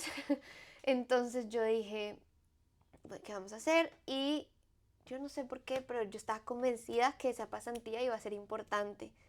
Entonces yo le dije a Andrés, bueno, tratemos de conseguir dinero. Y armamos un grupo con otros 11 o 12 estudiantes que también querían venir, y nos pusimos modo crowdfunding, literal, modo recolectar dinero. Hicimos fiestas, hicimos bake sales, como Wow. ventas de postres, hicimos rifamos una camiseta de la selección Colombia, bueno, hicimos cosas para recaudar dinero. Y al final fue una mezcla entre eso y también que nos habíamos conseguido o sea, la persona que nos estaba ayudando desde Cornell era una muy buena persona que quería que lo lográramos, y ella nos ayudó a traernos un poco en un nuevo estatus. Querían intentar un nuevo estatus migratorio, digamos, Ujú. de esos temporales para eso, y nosotros íbamos a hacer como el programa piloto a ver si funcionaba, y eso nos ahorraba muchos costos porque ya no nos tocaba pagarles matrícula, sino solamente mantenimiento, pues como vivir. Entonces así lo hicimos. Obviamente nos tocó poner dinero de nuestra parte, pero pues fue mucho menos. Y luego también conseguimos un poco de ayuda de la universidad, o sea, como que de aquí a allá cosas, y al final vinimos y estuvimos el verano del 2017 investigando. Entonces esa fue mi primera vez en Estados Unidos investigando y además en Cornell, en un laboratorio del Dr. Keith Perry. Ellos trabajaban también con papas, interesante, pero yo estuve más como en el lado de la vid. Acá estamos en una zona que la llaman como el Valle de Napa, pero de este lado, de esta costa. Y pues hay mucha vida, hay mucha industria del vino y ellos trabajan con virus que afectan esa parte de la industria y ahí estuve aprendiendo mucho más de biología molecular con ellos. Pero me parece curioso que a veces siento que la gente asume muchas cosas cuando tú estás como ya en un ambiente en el que estás hoy. Primero estudiando en una escuela que de hecho, bueno, Cornell es una Ivy League. Entonces las Ivy Leagues aquí son un grupo de 8 universidades que son privadas y que son carísimas, o sea, nosotros no tenemos el dinero para pagarlas, pero muchas veces las personas creen que uno viene como de un ambiente en el que te iba muy bien económicamente, donde no la pasaste, como yo recuerdo mucho en mi mente una vez que subí una publicación y alguien dijo, sí, dijo, debe ser una hija de políticos o privilegiada, y yo me río y digo, o sea, todo lo contrario, o sea, y todo lo que tú estás contando como que pasaron porque te propusiste junto con tus amigos y Andrés para poder llegar aquí. O sea, hay un esfuerzo detrás de eso, lo que quiero decir. Sí. Sí, uno cree que, sí, y uno cree que no se puede, y yo estaba ahí metida también, o sea, digamos, yo, antes de la maestría, yo decía, no, yo no puedo hacer una maestría, eso es muy caro. Bueno, hay una manera. Luego, no, yo no puedo hacer doctorado, eso es muy caro. Hay una manera. Así como todo, todo ha sido ese proceso de yo decir, no puedo hacerlo, es muy caro, y luego decir, bueno, tal vez sí puedo. ¿Y cómo te enfrentaste tú, por ejemplo, ya llegaste aquí, con lo del inglés, como te fuera tu primera vez como en un lugar donde hablaban inglés completamente? Sí. Digamos que yo tuve una súper fortuna y lo reconozco porque sé que es muy privilegiado en ese sentido. Tú sí eres privilegiada. En ese sentido, en ese sentido tengo un gran privilegio que es que yo estuve en un colegio bilingüe. Okay. Entonces, como mi mamá trabajaba, ese colegio tampoco era muy barato, pero como mi mamá trabajaba allá, tenía un descuento considerable y esa fue la razón por la que yo pude estudiar allá. Entonces, yo salí del colegio bilingüe, digamos, y eso yo sé. Creo cuando me gradué del colegio no entendía el privilegio que eso generaba y lo importante que eso iba a ser. Ya en la universidad con mis amigas también, muchas que no habían tenido esa oportunidad y que estaban estudiando inglés en la universidad encima de estudiar la carrera, yo decía, wow, o sea.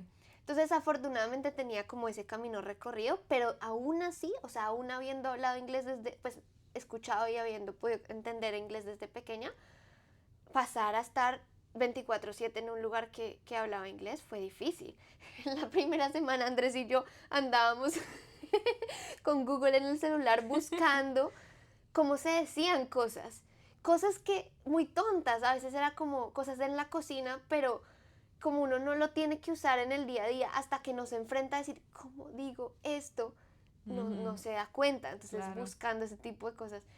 Y me daba mucho dolor de cabeza. Esto no fue tanto en la pasantía, pero en el doctorado, ya cuando empecé como 100% acá, terminaba el día y me iba a la casa con un dolor de cabeza y yo no entendía qué era y ya con el tiempo me di cuenta que era ese esfuerzo de estar pensando y tratando de traducir y sí. Agotamiento mental. Agotaba. Ya con el tiempo ya no me pasa, pero al principio fue difícil el inglés en ese sentido. Claro, siempre es difícil porque al final de cuentas, o sea, por mucho que hayas estudiado de niña, bueno, me imagino que igual es como tu mente no está acostumbrada a eso y al final siempre te tienes que esforzar porque aunque lo hayas aprendido, tampoco fue como que lo practicabas en la escuela, pero llegabas a tu casa y todo el mundo te hablaba español.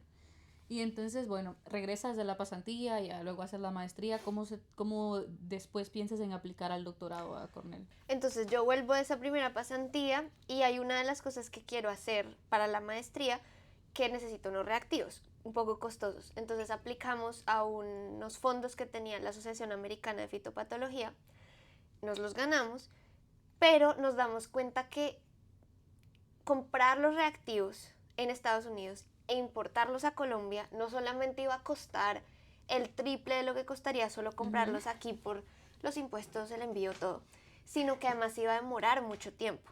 Y pues uno en una maestría no tiene tiempo infinito, tiene un año y pico. Entonces nos dimos cuenta que era más barato que yo volviera el siguiente verano, en el del 2018, y aquí en un laboratorio aquí hiciera pues ese experimento. Entonces, digamos, colaboramos con un profesor acá Ujú. y eso hicimos y básicamente fue mucho mejor. Entonces yo volví ese segundo verano, estuve un tiempo acá y luego eso fue mucho más relajado, obviamente, fue más como para tratar de hacer ese experimento y ya. Y luego vuelvo y digo, creo que sí quiero estar en Cornell, o sea, creo que tal vez me veo a largo plazo allá, creo que puedo ser, pues sí, como que puedo crecer profesionalmente allá. Pero entonces me dicen, bueno, ¿y por qué no aplicas a hacer un doctorado? Y yo, porque no tengo cómo pagar un doctorado, o Ujú. sea, ahí va como el mismo pensamiento. Y Joana, una de mis mentoras, me dice, es que nadie paga un doctorado, o pues muy poquita gente paga un Ujú. doctorado, realmente no, y yo no tenía ni idea, yo en serio, y ella sí. Y entonces ahí como que me empieza a explicar que también hay asistencias graduadas, que hay becas, que hay programas, mil cosas. Entonces yo, bueno, ok. Y ahí empiezo como ese proceso de, bueno, apliquemos a doctorado. ¿Qué pasa? Aplicar a doctorado y a posgrado en general, pues cuesta. O sea, Ujú. cuesta normalmente un fee, digamos, solo de aplicación, pero además toca hacer los exámenes de inglés y eso cuesta. Y además en ese momento toca hacer un examen que se llama GRE, que Ujú. afortunadamente ya no lo piden en muchísimos programas, pero en ese momento lo seguían pidiendo, entonces eso era otro costo. Y yo decía, a mí no me o sea, yo puedo pagar eso, pero no puedo pagar más, porque yo sabía que la gente aplicaba a diferentes universidades, no, a Cornell y a no sé dónde, y yo no tenía más dinero, entonces yo dije, bueno, voy a aplicar a Cornell, y si me dicen que no, pues no, me quedo en Colombia, hago otra cosa y luego si acaso lo vuelvo a intentar. Y luego yo no entendía lo loco que fue eso, o sea, hasta que ya no vine acá y conocí a los otros que están aplicando y escuché que ellos estaban aplicando a 10, a 8, a 12 universidades, yo dije, ¿Qué? todos me decían, ¿y tú cuántas aplicaste? Y yo, solo acá. ¿Y por qué? Y yo, pues porque no tenía cómo, no solo en dinero, sino en tiempo, porque es que aplicar Claro. toma mucho tiempo. Bueno, y al final salió bien, dijeron que sí. Qué loco eso, sí, porque, bueno, primero también como el examen de inglés Mm, del que Julia habla se llama TOEFL, que es un examen que mide, digamos, la capacidad de una persona de comunicarse en inglés. Entonces, ciertas universidades tienen un requerimiento específico. Entonces, digamos, pasas el TOEFL y luego envías una aplicación donde te piden diferentes documentos, te piden cartas de recomendación, que aquí son muy importantes, o sea, son una de las cosas que te van a ayudar a entrar. Te piden tus notas, te piden ese examen y te piden muchas otras cosas que son parte de los requisitos para entrar. mm, Entonces, bueno, entras a la universidad y no sé si aquí tal vez me puedes contar un poquito como de Andrés, un poquito de, mm. porque igual esa dinámica después de que te mudas a Nueva York, también él como que forma una parte importante ahí. No sé si nos quieres hablar un poquito de eso. Sí, bueno, nosotros, como les decía, casi que hicimos nuestra carrera en los Andes al tiempo, muy similar de tiempo. Entonces nos graduamos respectivamente de nuestras maestrías, Pero muy, ya se muy conocían similar. antes, ¿verdad? Nos conocíamos desde el final del colegio, sí, pero habíamos ya empezado como a salir en la universidad y bueno, entonces ya para el momento en que era el tema del doctorado, pues ya estábamos, era como que muchos eventos de mi vida estaban confluyendo porque yo ya estaba pensando, estábamos pensando entonces doctorado, posibilidad de vivir en otro país y ya era como ese momento que decíamos, bueno, llevamos muchos años juntos, ¿qué vamos Ujú. a hacer? Entonces nos comprometimos antes, mucho antes de aplicar, Ujú. pero como que todo coincidió por el tiempo. Entonces nos terminamos casando muy poco tiempo antes de venir para acá, porque básicamente así funcionaba. Y nos mudamos para acá. Esto es algo que la gente pregunta mucho, entonces lo voy a explicar. Nosotros podemos venir como estudiantes internacionales en diferentes visas. En mi caso, yo tengo la visa F1 para estudiar y Andrés entonces tiene una F2, que es como de dependiente de un estudiante.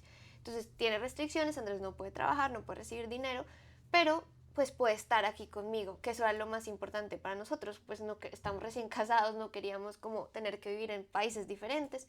Entonces nos mudamos, Ujú. fue un cambio de vida importante, pues porque nos llevamos mucho tiempo de casados y hicimos esta mudanza con nuestros gatos, tenemos 2 gatos, entonces fue como traer toda esa vida para acá, pero creo que ha sido muy linda, o sea, como que ambos ajustándonos a nuestros nuevos roles, yo ajustándome pues a tener un doctorado y todo lo que eso implica y él ajustándose pues a quedarse en la casa, a cuidar de los gatos, a ayudarme como en todas esas otras cosas que yo no, pues para que yo pueda estar en el doctorado, él me ayuda en todo lo demás. y eso para mí ha sido un apoyo gigante y sobre todo no lo sabíamos, pero pues pocos meses después de que llegamos fue la pandemia del COVID, entonces aislarnos más o menos unos 2 o 3 meses que no podíamos venir a la universidad, yo no podía venir al laboratorio, entonces estar en la casa y pues haber pasado la pandemia sola en un país diferente creo que habría sido mucho más duro. Sí. Entonces pues estar los dos juntos, eso fue, igual fue muy dura la pandemia, creo que para todo el mundo, pero al menos estamos los dos. Qué bonito también que ustedes pudieron como tener esa historia, empezaron casi desde la universidad. Sí. ¿Cuántos años llevan juntos ahora? Pues en marzo cumplimos 5 años de casados, pero antes de eso,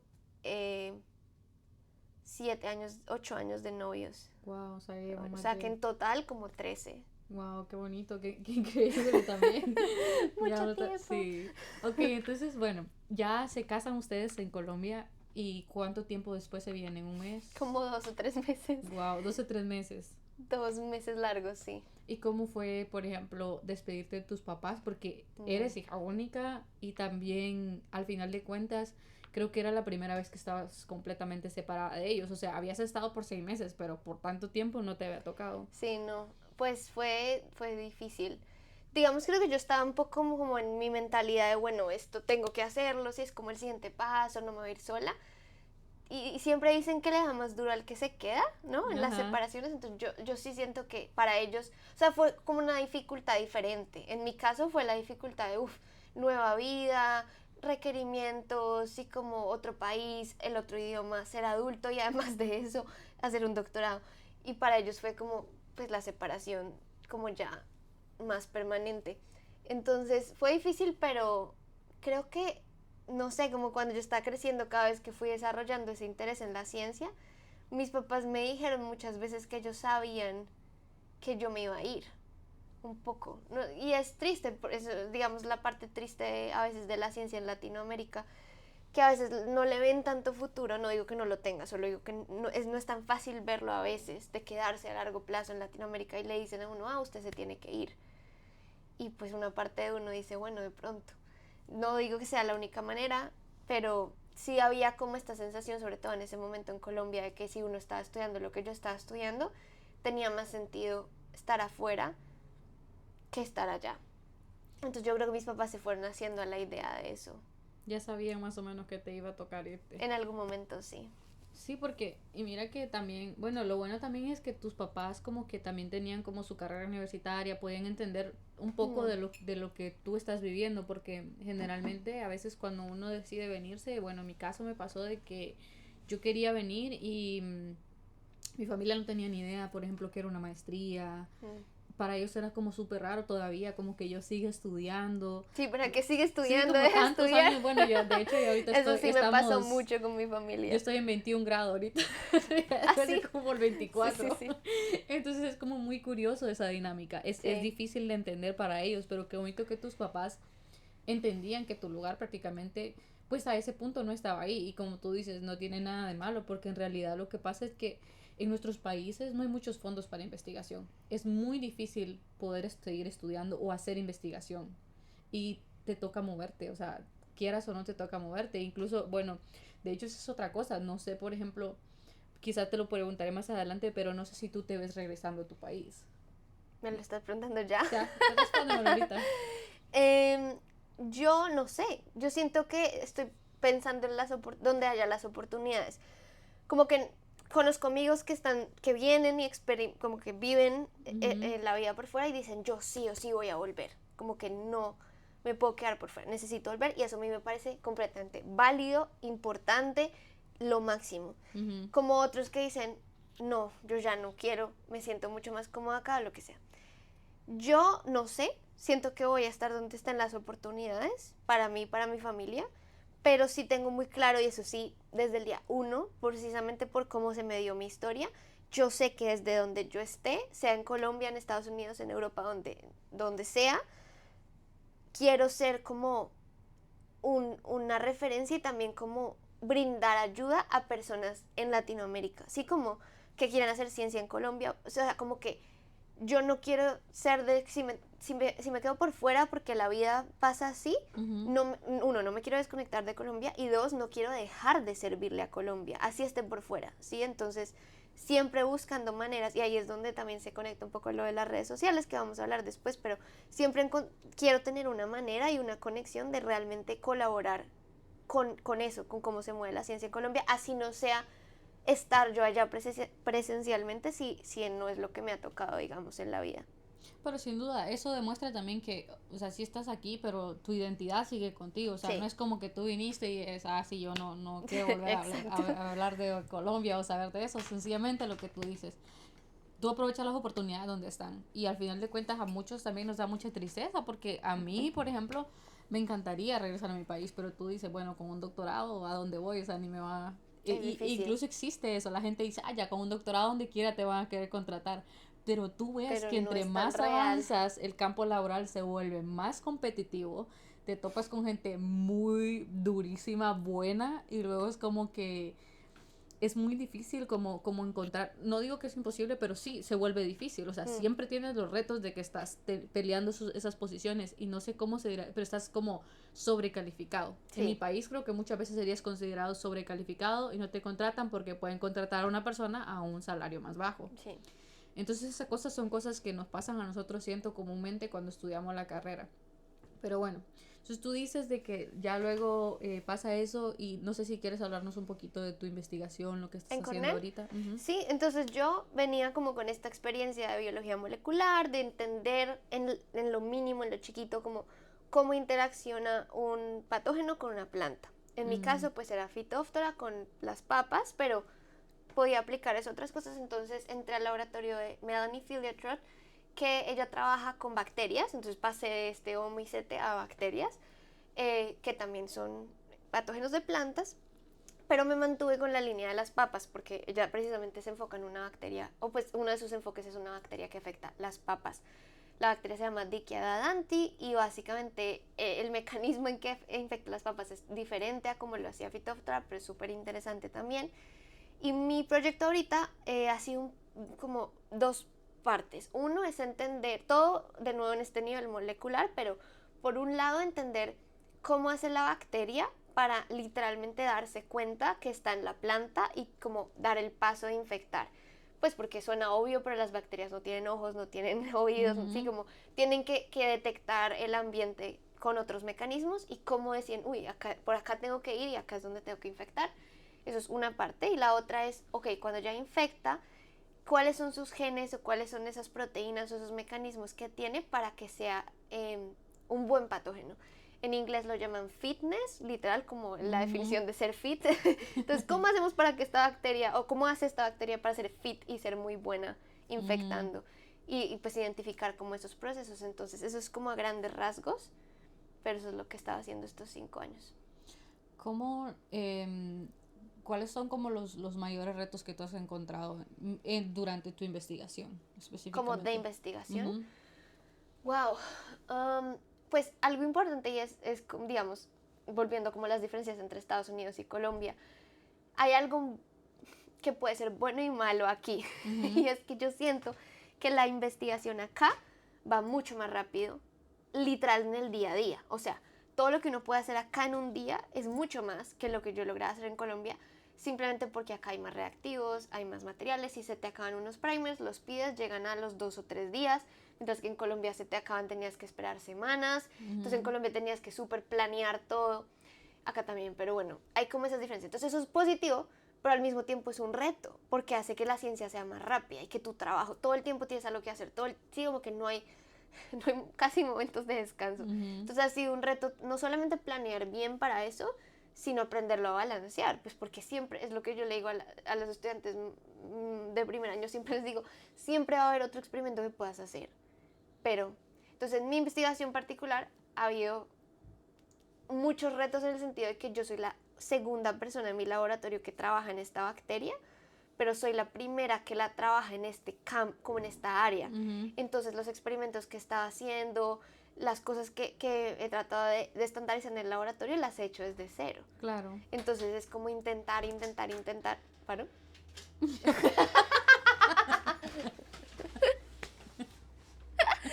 Espérate que salga.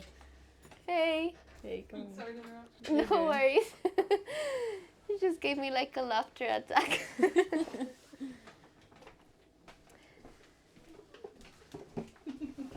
Dale. Entonces, como intentar.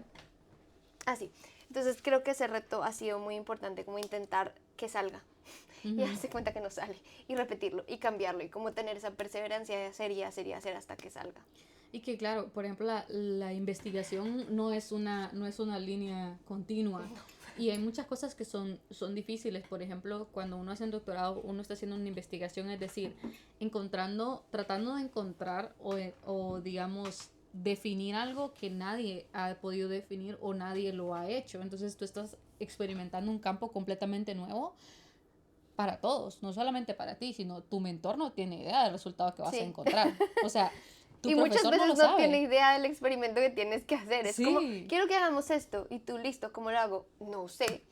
Y Pues mira. entonces es un montón de descifrar cómo vas a desarrollar un experimento. Y curiosamente yo me he dado cuenta también que es mucho acerca de solucionar pequeñas cositas que no parecen que van a ser un problema. Por ejemplo, he visto mucho que las personas han tenido problemas, digamos, a veces tienen un problema que se contaminan sus muestras.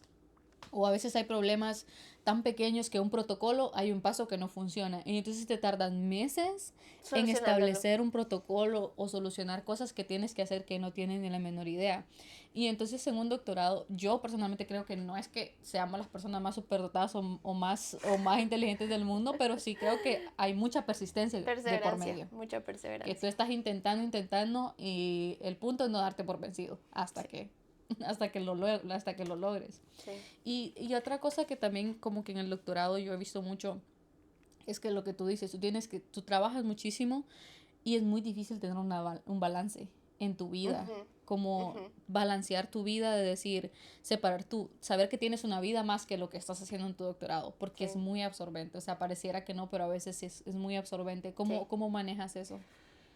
Creo que fue gracias a la experiencia en la maestría, que fue dura, en el sentido que yo no tenía límite en la maestría y yo era como, fácilmente podía llegar a los Andes a las 6 de la mañana, irme a las 11 de la noche y trabajar los fines de semana, todo el tiempo. Y ahí me di cuenta que me estaba perdiendo en mi vida también. De hecho, en el 2017, justo cuando volvimos de la primera pasantía, antes de arrancar la maestría, adoptamos a los gatos. Y hubo un tiempo de vida de los gatos que yo no me acuerdo de ellos.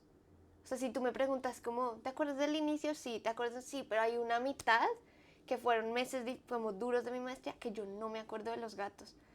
Y creo que es porque los veía muy poquito, porque todo el tiempo estaba trabajando. Y luego cuando entendí eso dije, no puede ser, o sea, no me quiero perder más cosas. Sí, como en mi caso son los gatos, en caso de otras personas pueden ser otras cosas, otros eventos de vida. Y yo dije, no me quiero perder más. Entonces dije, si voy a ser un doctor, y terminé la maestría muy cansada. A mí siempre me han encantado los proyectos que hago, o sea, como que nunca he tenido problema de, ay, no quiero hacer este proyecto, no me motiva, pero sí estaba quemada. No tanto de que no me gustaba el proyecto, sino de que había trabajado tanto que literalmente no había descansado. Entonces al final de la maestría dije, si voy a hacer un doctorado, tengo que hacer un cambio, porque yo no voy a durar, o sea, esto fue un año, versus 5 o 6 años que duró un doctorado, yo no puedo tener este ritmo. Entonces eso fue una cosa, como tengo que hacer un cambio. Y lo otro, como les contaba, que Andrés está aquí como mi dependiente, digamos, en términos de visa, pues yo tengo como, siento, eso también me ayuda a sentir como, tengo una familia, ¿sí? O sea, como que yo no me puedo ir a Cornell a trabajar de 6 de la mañana a 9 de la noche todos los días, incluso los fines de semana, porque tengo una familia, o sea, tengo un esposo, tengo unos gatos, sí, como, eso también me hizo sentir como que hay gente que también está conmigo y que vino acá conmigo y por mi doctorado, tengo que tener tiempo con ellos. Entonces me empecé a poner límites a mí misma, decir, listo, trabajas hasta estas horas, no vas, una de mis cosas en este doctorado ha sido no ir al laboratorio los fines de semana, con excepciones muy contadas de veces que de verdad el experimento como que lo necesitaba, no había manera de hacerlo en menos tiempo, pero siempre como no más de un par de veces, no seguida, así como lo he difuminado un montón y siempre acabar digamos, entre semana lo más temprano posible, pues una hora razonable, de nuevo, con algunas excepciones como el último mes, pero normalmente la mayoría de mi doctorado sí ha sido pero si no te pones tú esos, y son límites que me pongo yo, O sea, yo a mí misma como, así tengo que planear mis experimentos, así tengo que planear mis tiempos porque tengo una vida. Ujú. Y bueno, también en este tiempo, mientras estabas aquí, que tú dices, viniste un poquito antes de la pandemia, ¿cómo viviste ese tiempo aquí? Y si nos puedes hablar de una vez ahí cómo comenzó tus redes sociales, porque bueno, acá Juli tiene más o menos 12,000 seguidores en Instagram, 16,000 en TikTok. No, Sí, ¿qué tienes es eso? 16,000 likes, ¿es? Ah, like, Ah, tal sí, vez. 16,000 Como likes en 2000 en TikTok. TikTok o 3000, no sé. No importa. No importa, pero ahí, y en realidad, creo que de ahí de la pandemia nos va a contar un poquito más, surgió como sus redes sociales, pero si ustedes van a su canal, ella tiene videos muy interesantes acerca de contar un poquito acerca de la ciencia. Y pues al final nosotros como mujeres somos una minoría y como mujeres latinas también somos todavía una minoría más pequeña. Entonces, si nos puedes contar un poquito acerca de cómo comenzaste tus redes sociales. Sí, bueno, entonces empezó la pandemia, lo que les decía, tuvimos un tiempo de aislamiento, no podíamos ir al laboratorio, tal.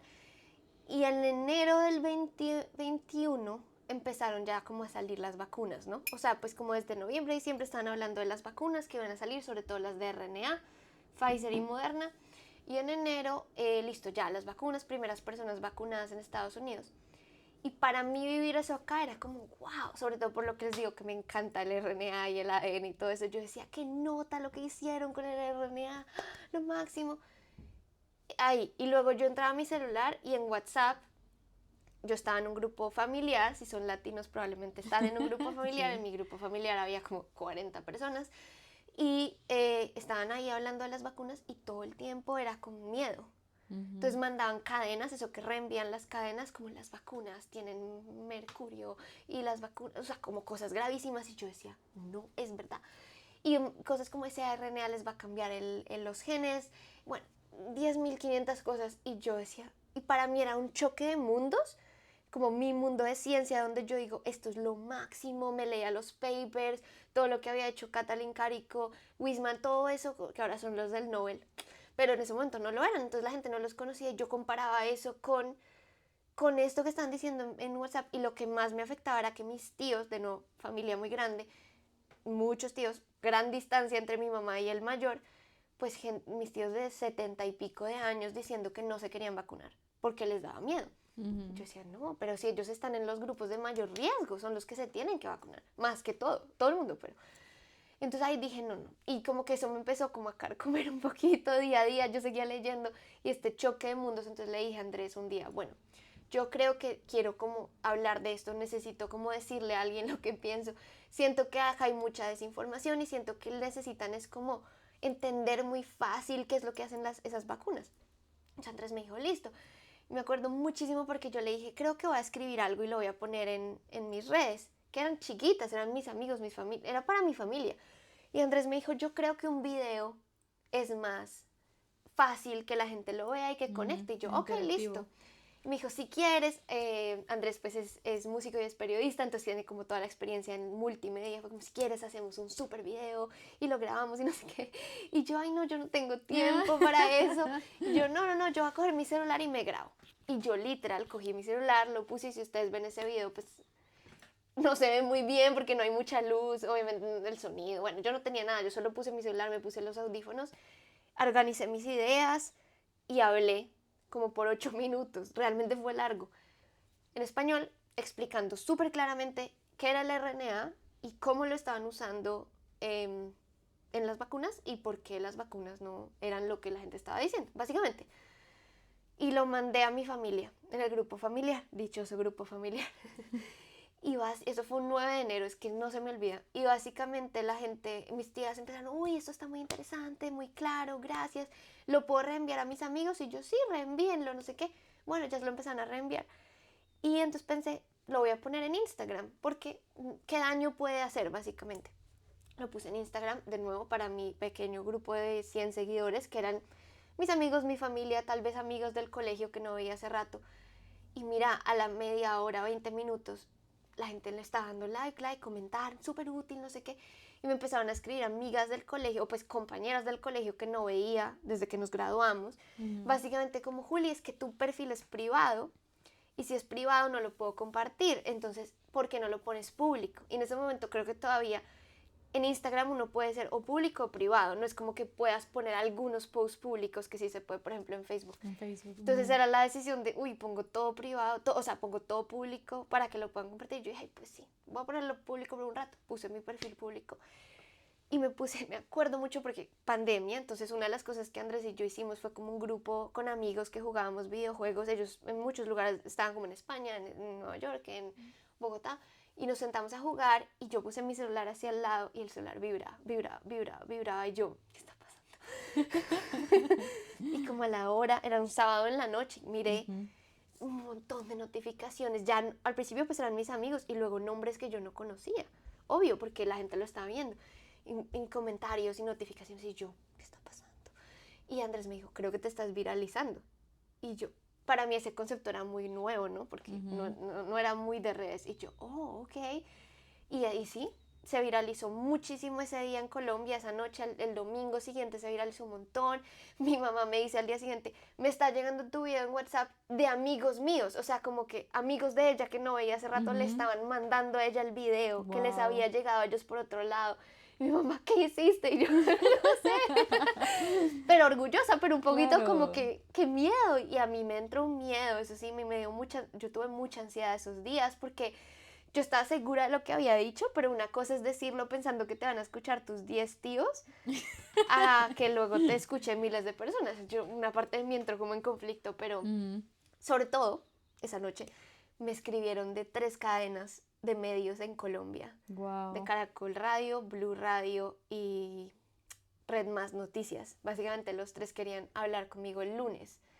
Entonces esa mañana, a las 8 de la mañana, que además es como hora super prime, que la gente está manejando sus trabajos, me entrevistaron en estos canales de radio y mi mamá me decía, te escuché en el programa de radio que escucho cada día. O sea, como, sí, como... ahí fue que mi ansiedad picó. Yo no, ¿qué está pasando? Sobre todo porque, claro, la gente lo lleva al extremo, entonces me decían doctora, los periodistas, y yo que no soy doctora, soy estudiante, en ese momento estaba en segundo. O sea, yo no soy doctora, por favor, no digan eso. Pero bueno, fuera del contexto académico, la gente hace solo dice doctora como en una expresión, no sé. Yo siempre corregía, y así fue, y en ese momento Andrés me dijo, bueno, ¿esto es algo que quieres seguir haciendo o es como algo que ya pasó y ya vas a dejar pasar? Y yo le dije, pues yo siempre había querido comunicar ciencia, y es verdad, era algo que yo quería hacer, pero nunca había encontrado cómo ni el tiempo. Y yo dije, pues tengo una oportunidad. Que claro, son vacunas, no es algo que yo hable, no es algo que yo estudie, no es algo con lo que esté súper familiarizada, pero igual es biología molecular. Lo que a mí me conectaba con ese tema era la parte del RNA más que todo. Y yo en eso sí tengo mucha experiencia. Y le dije a Andrés, pues tratemos, veamos qué pasa, voy a seguir hablando un poco, casi que recibir las preguntas. Eso fue una de las cosas más agobiantes, la cantidad de mensajes, además muchos mensajes de gente. Como les digo, en ese momento no había mucha información, sobre todo en español, no había mucha información sobre las vacunas. Acá en Estados Unidos, en el CDC, por ejemplo, ellos tenían cartillas súper buenas en inglés de como todo esto, en inglés súper sencillo, pero en español no. Entonces el desconocimiento y la desinformación arrasaba. Entonces la gente me escribía preguntas, es que mi hijo le dio COVID hace 10 días y quiero saber si ahora puede ir y yo no, o sea, eso no lo puedo responder. Y muchos mensajes respondiendo, vaya y hable con el doctor, señora, porque yo no le puedo decir. Pero ya como más allá de eso, explicar la ciencia fue muy chévere. Y bueno, eso duró un buen tiempo. Hablamos de la pandemia, porque durante la pandemia era muy difícil hablarle a la gente de otros temas, la gente solo quería saber de eso y salir de eso. Aunque igual vieron que yo estaba en otro país, que estaba estudiando, y entonces me empezaban a hacer preguntas, ¿y tú qué estudias? Y muéstranos tu lab y tu universidad. Entonces yo poquito a poquito fui mostrando sobre Cornell y se fue como creando esta audiencia, y gente que de pronto solo quería saber de vacunas, pues luego se fue, pero también llegó gente por las vacunas y se decidió quedar en la comunidad en Instagram porque hablamos de otras cosas. Entonces lo que estabas diciendo tú ahorita, como para ya traerlo al presente, en este momento más que todo hablamos de posgrados, vida en el exterior, mujeres en la ciencia un montón. Me ha encantado como traer historias de mujeres en la ciencia que no han sido muy conocidas de pronto y la gente es como, uy, no tenía ni idea. O mujeres actuales también, similar a esto, como entrevistas también. Entonces, un poco de todo eso y ciencia en general. Entonces, si veo una noticia interesante, por ejemplo, pronto voy a sacar un video sobre un estudio que salió de que los gatos hay como 200 expresiones faciales que Ah, pueden sí, hacer los eso. gatos, o sea, Ajá. cosas que son científicas pero son interesantes y que si no las sacas como un video, como una noticia, pues se quedan en una publicación que es útil, las publicaciones son útiles, pero no lo sacan al público y al público hay que llegar, al público general hay que llegarle en algo que vean todos los días, por ejemplo su celular. Entonces ha sido más como eso. Y mira que la gente a veces piensa que este trabajo es fácil, pero en realidad lo que tú dices, lograr que la gente tenga como cierta afinidad a lo que tú haces y que hayas podido trasladar los números que tuviste en ese tiempo en la pandemia, que hablaste de videos de pandemia, a este punto, eso es muy interesante porque, y justo hablábamos de esto hace un poco, Mm, hace varios días, que yo te preguntaba, según yo, como que todos tus seguidores, a ver, los habías obtenido en la pandemia y luego de mm, ahí ya. y no. Pero en realidad sí, me estabas contando, me decías que tenías como 3.000 6.000, ¿cuántos seguidores Con llegaste? las vacunas, o sea, el video viral casi que hizo pasar de 100 a como 1000 y pico. Luego los temas de las vacunas en ese año crecí como hasta 3000 y pico, pero todo el resto ha sido después. Y eso es algo que igual lleva muchísimo trabajo, porque trabajar, o sea, comunicar ciencia es algo Uf, sí, difícil y sí. trasladar lo que las personas hacen a una manera simplificada, eso, y de hecho creo que eso es una de las maneras en que tú demuestras si de verdad aprendiste o sabes lo que haces o no, de decirlo de la manera más simplificada posible a tal grado que las personas puedan entenderlo y no tengan que estudiarlo por años como lo hacemos nosotros de Sí. Y repente. además es como este balance en que sí tienes que simplificar para que sea accesible, para que sea entretenido, pero no, o sea, no restarle rigurosidad. No perder la esencia No de... perder, sí, no perder la rigurosidad de la esencia de lo que estás diciendo, no decir, no por simplificar decir algo mal Ujú, o que no sea cierto, sino como extraer lo que la gente realmente necesita saber, todo cierto, ujú, pero de pronto sin el super background como súper técnico, sino el resultado, el porqué, ¿sí? Como, y también entender que uno en un video pues dice un número de cosas, pero luego la gente en los comentarios discute, ¿sí? Y eso es lo que a mí me parece más interesante, más allá de yo estar poniendo cosas, que la gente responda y que la gente hable entre ellos y los videos más chéveres o que han tenido más impacto en ese canal han sido porque la gente misma entra y dice, ah, yo pienso esto, y el otro, ah, yo pienso esto, ujú. y se genera más como una discusión y no solamente uno hablando. Claro, y eso es muy bonito porque lo que tú dices, generas más comentarios porque no estás cerrado a escuchar otras opiniones o maneras de pensar, Ujú, sino lo que ujú, estás haciendo es creando un espacio para que la gente se sienta tranquila de poder hablarlo. sí. Ahora, ¿has enfrentado como, digamos, ya sea durante, has comunicado redes sociales o durante tu tiempo acá en Estados Unidos, alguna vez has enfrentado como discriminación, ya sea por tu edad, por ser muy joven, porque a veces la gente dice, estás muy chiquita para hacerlo, para hablar? Sobre todo porque tengo una cara muy joven. Ah. O sea, yo me veo más joven y me escucho más joven de lo que soy. Entonces, o de repente por ser mujer, por ser Sí, latina. sí. Sí, o sea, en redes hubo un tiempo, sobre todo, tal vez no, o sea, claramente en el primer video hubo hate, o sea, si ustedes se vuelven y miran esos comentarios, hay unos que son como, ah, usted le pagan las farmacéuticas, y yo, señor, Mm. si me pagan las farmacéuticas, o sea, no, no me pagan nadie, esa es la otra cosa, yo no le he ganado nada de dinero a esa cuenta. Todo ha sido así, completamente voluntario. Le he ganado mucho en el sentido de que le he ganado contactos, le he ganado conexiones, he conocido gente por ahí, en persona me ha llevado a conocer gente en persona que ha sido muy chévere, pero dinero, cero. Entonces, pero sí, mucho hate en ese sentido y el hate a veces iba direccionado a, ah, esta niña tan jovencita que vas a ver, oh, esta señorita, eso sí, tengo un video sobre eso porque me llegaba mucho la muchachita o la señorita y como esas palabras en español que utilizan para disminuirte Ujú, y no solo disminuirte en que eres joven, sino que eres mujer. Y es como no, o sea, listo, todavía no soy doctora, pero no me va a decir muchachita, así como ese tipo de ujú, cosas. Entonces, en redes fue un poco por ese lado, pero yo sí siento, yo sé que las redes pueden tener mucho hate y pueden ser muy negativas y muy difíciles, pero mi experiencia personal ha sido mucho más lo bueno que lo malo. ujú, O sea, ha habido hate, sí, ha habido comentarios difíciles, ha habido gente que manda mensajes difíciles, pero en general yo siento que ha sido de tu 95% positivo y por eso es que lo he seguido haciendo. O sea, ujú. durante el doctorado uno no tiene tiempo pues para botar por la ventana, entonces si no sintiera que le estoy ayudando a alguien y que además a mí me está dando crecimiento personal y demás, no lo haría. Eso por el lado de las redes. Y ya como en el día a día, Sí, siento que he sido afortunada de que, o tal vez lo he buscado, no sé, pero he tenido el privilegio de que todas mis mentoras de largos plazos han sido mujeres. Entonces, como les decía, en Colombia, Giovanna y Silvia, y acá Melanie, todas mujeres, todas, pues entre comillas, jóvenes también como en la ciencia, obviamente algunas con mucho más tiempo que otras, pero igual todas como abriéndose todavía ese camino y como posicionándose todavía. Entonces, siento que siempre he estado en ambientes que, precisamente porque son liderados por mujeres, han sido muy como respaldando el poder femenino y como crecer. Entonces, en ese sentido, no, nunca me he sentido así como en mi ambiente de trabajo más íntimo, digamos. Pero obviamente uno escucha los comentarios y uno dice como, es que tú te ves muy joven, en verdad estás haciendo un doctorado. Y es como, sí, señora, estoy a punto de terminar. Entonces es como balancearlo. Y bueno, otra cosa que sí enfrenté, sin entrar mucho en detalles, pero con el tema de las redes, hubo un tiempo en que enfrenté un poco de hate, o no sé, como de Hostilidad, tal vez. hostilidad viniendo de otros científicos que tal vez precisamente por esto que te digo, de tener que mantener el equilibrio entre la rigurosidad de la ciencia y también simplificarla, tenía como críticas al respecto de si uno sí debía estar hablando de la ciencia así, uno. Y dos, de si yo, como persona que trabajaba específicamente en un área, podía estar hablando de ciencia de otras áreas. O sea, si era realmente experta y si tenía realmente como la potestad para hacerlo.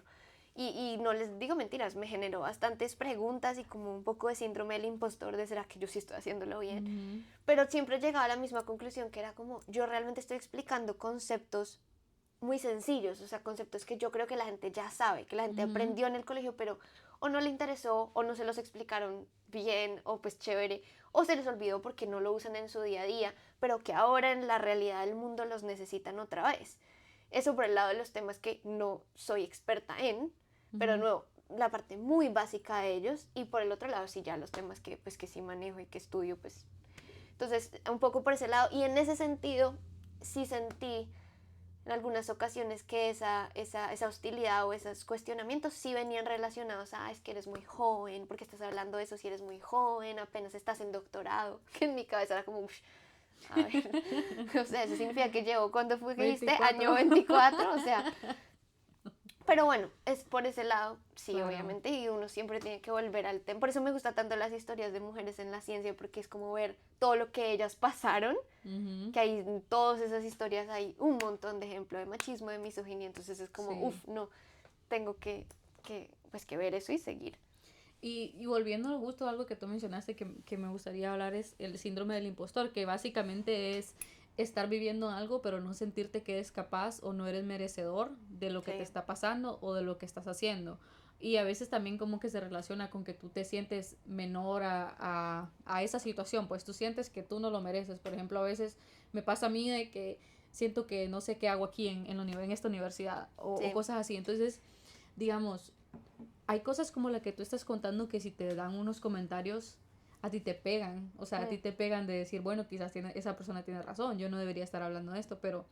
Y esto pasa muchísimo durante estás viviendo un posgrado, porque estás trabajando con personas que son muy buenas y también entras en un ambiente competitivo, para ser honestos. Sí. El ambiente de posgrado es muy competitivo. competitivo. Las personas siempre tratan de ser las mejores en lo que hacen, lo cual no está mal, pero llega un punto en el que tú como que quieres compararte demasiado y decir, ay, pero yo no he hecho lo que esa persona hizo. Y en este tiempo esta persona había hecho esto, yo no lo he hecho. Sí. Y te pasa muchísimo que no te sientes capaz o te sientes menos que los demás que están alrededor tuyo. Entonces, cómo has trabajado eso quizás? Y qué cosas podrías como decir que te han ayudado? El síndrome del impostor es un término que yo no entendía ni conocía hasta que empecé el doctorado. Tampoco yo. Fue muy raro. Yo creo que sí lo había sentido, pero no entendía que era algo hasta que llegué y la gente estaba hablando de eso y había talleres sobre eso y yo...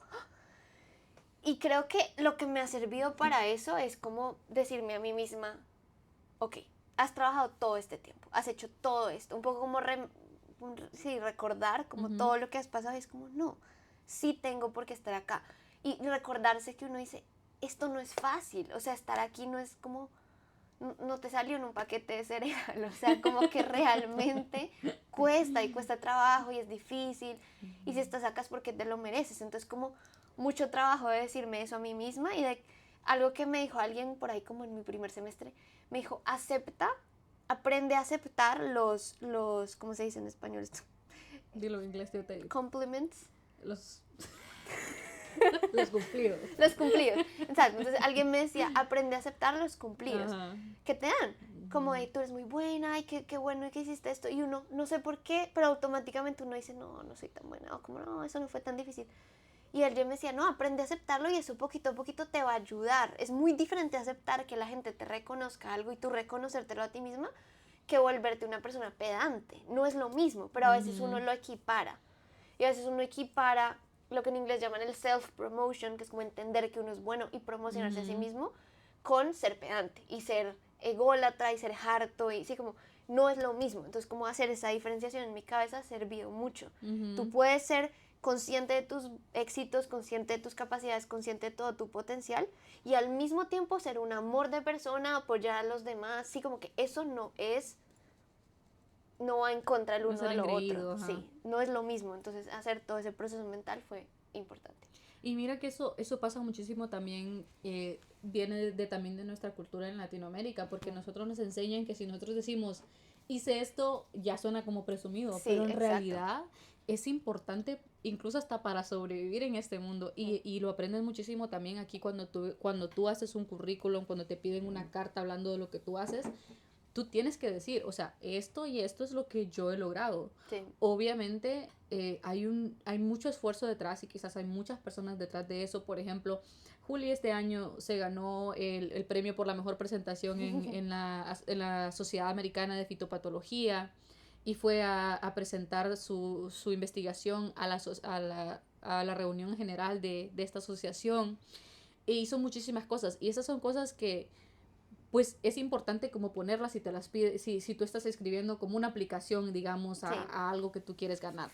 E independientemente son cosas que tienes que celebrártelas a ti mismo, más en este mundo. A mí me pasa que yo digo, yo cuando alguien cite mi artículo por primera vez, yo voy a celebrar, porque incluso en este mundo también te pasa que vives muchos rechazos. Sí. ¿Sí o no? O sea, es rechazo tras rechazo. Es como un experimento no funciona o aplicaste algo porque también estando aquí tienes que aplicar a muchas cosas para mejorar tu currículum. Sí. Entonces tú aplicas y como que está el rechazo de que, me dijeron que no.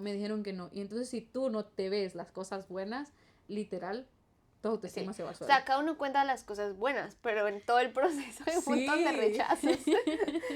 Y hay muchas cosas que te hacen sentir chiquito, o sea, que tú dices, wow, me siento tan inmerecedor de esto, pero yo digo, qué importante verte las cosas buenas, porque si no, no sobrevives en este mundo, es demasiado competitivo, pero ahora, ¿qué sigue para ti? Entonces, ¿qué sigue en los próximos años para Juli?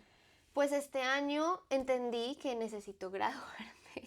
Yo estaba muy cómoda en mi doctorado en el sentido que tenía una gran fortuna, mi laboratorio es muy bueno, mi mentora es muy buena, y yo tiendo a acomodarme cuando estoy tranquila, como que no me muevo mucho, pero ya pues ya estoy en mi 5.º año de doctorado, llega un punto que la financiación se empieza a acabar y no se pone tan fácil, entonces ya estoy pensando en graduarme el próximo año. Y he estado como en esta cosa de, cuando uno llega a este punto en los doctorados normalmente le preguntan, bueno, ¿te vas a ir a trabajar en la industria o en la academia? Y yo siempre he querido academia, es una de las razones por las que decidí hacer el doctorado. Dije, bueno, yo sí quiero tener más experiencia en investigación, en mentoría, porque me veo el resto de la vida en la academia, me veo como una profesora, me encantaría tener mi propio laboratorio, tener estudiantes. Entonces, pero he estado siempre en esta cosa académica, o sea, como que últimamente he estado pensándolo mucho porque pues hay ventajas y desventajas en ambos lados. Tal vez yo tenía la academia muy idealizada y durante el doctorado me di cuenta que no es tan perfecta, que tiene muchas cosas difíciles. Entonces estuve debatiéndolo mucho, pero en este momento estoy tendiendo mucho más a la academia. Y ahí uno de los pasos que uno puede tomar es hacer un postdoctorado, que es un tiempo en que ya no eres estudiante, por primera vez en muchos años voy a dejar de ser estudiante, y eres investigador, estás en un laboratorio, las labores van a cambiar dependiendo de para lo que te hayan contratado, pero normalmente es bastante investigación. Entonces eso es lo que estoy pensando por ahora. Tengo varias ideas y opciones en mente, pero por ahora la idea general es un postdoc, así se llama. Y ahí ver si salen oportunidades más permanentes acá o en otro país, lo que salga, pero por ahora le quiero dar un chance a la academia y me encanta investigar y tener estudiantes, entonces esas son como mis dos prioridades. Claro, y que como lo que tú dices, para la academia es más como ser un profesor en una universidad, pero también incluye como tienes que aplicar a fondos para Sí, poder tener tu todo propio eso. sistema de investigación, tienes que tener estudiantes que tú puedas mentorar que te ayuden a hacer tu investigación. Y claro, depende muchísimo para lo que tú eres buena, porque no todo el mundo como que le gusta esa área, pero es muy bonito que haya personas con pasión que estén dispuestas Sí, a admito que esa hacer es esa la parte carrera. que me da más miedo, porque no tengo mucha experiencia todavía como en administrar algo así, Ujú. pero bueno, supongo que uno aprende. Ya como estudiante de doctorado, tú dices, sí se puede. Uno aprende.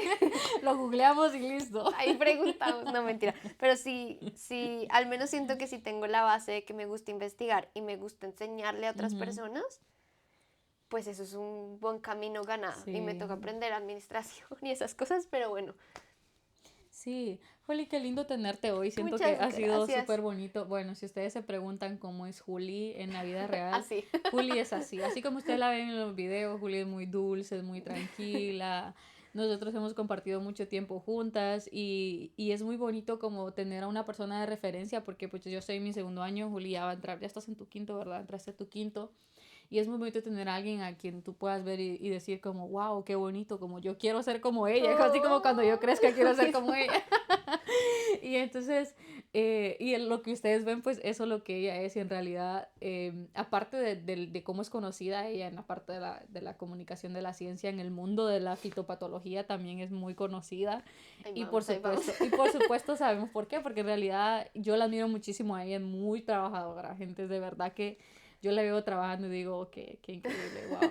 Entonces, muchísimas gracias por tu tiempo. Qué Muchas lindo gracias a platicar y ti, al conocer. fin poderla hacer. Sí, miren, habíamos planificado esto desde hace como Mucho tiempo. ya varios meses. Pero la vida del Y siento que doctoral. tú eres como parte del hecho de que hice realidad esto. Porque cuando Ay, grabé la primera vez sí me sentía como muy así de que, ya no funcionó. Bueno, decía yo en mi mente, lo voy a hacer algún día y nosotros lo intentamos muchas veces, pero como que tú fuiste ese punto de decir, sí, lo voy a hacer. me Tú me encanta. inspiraste.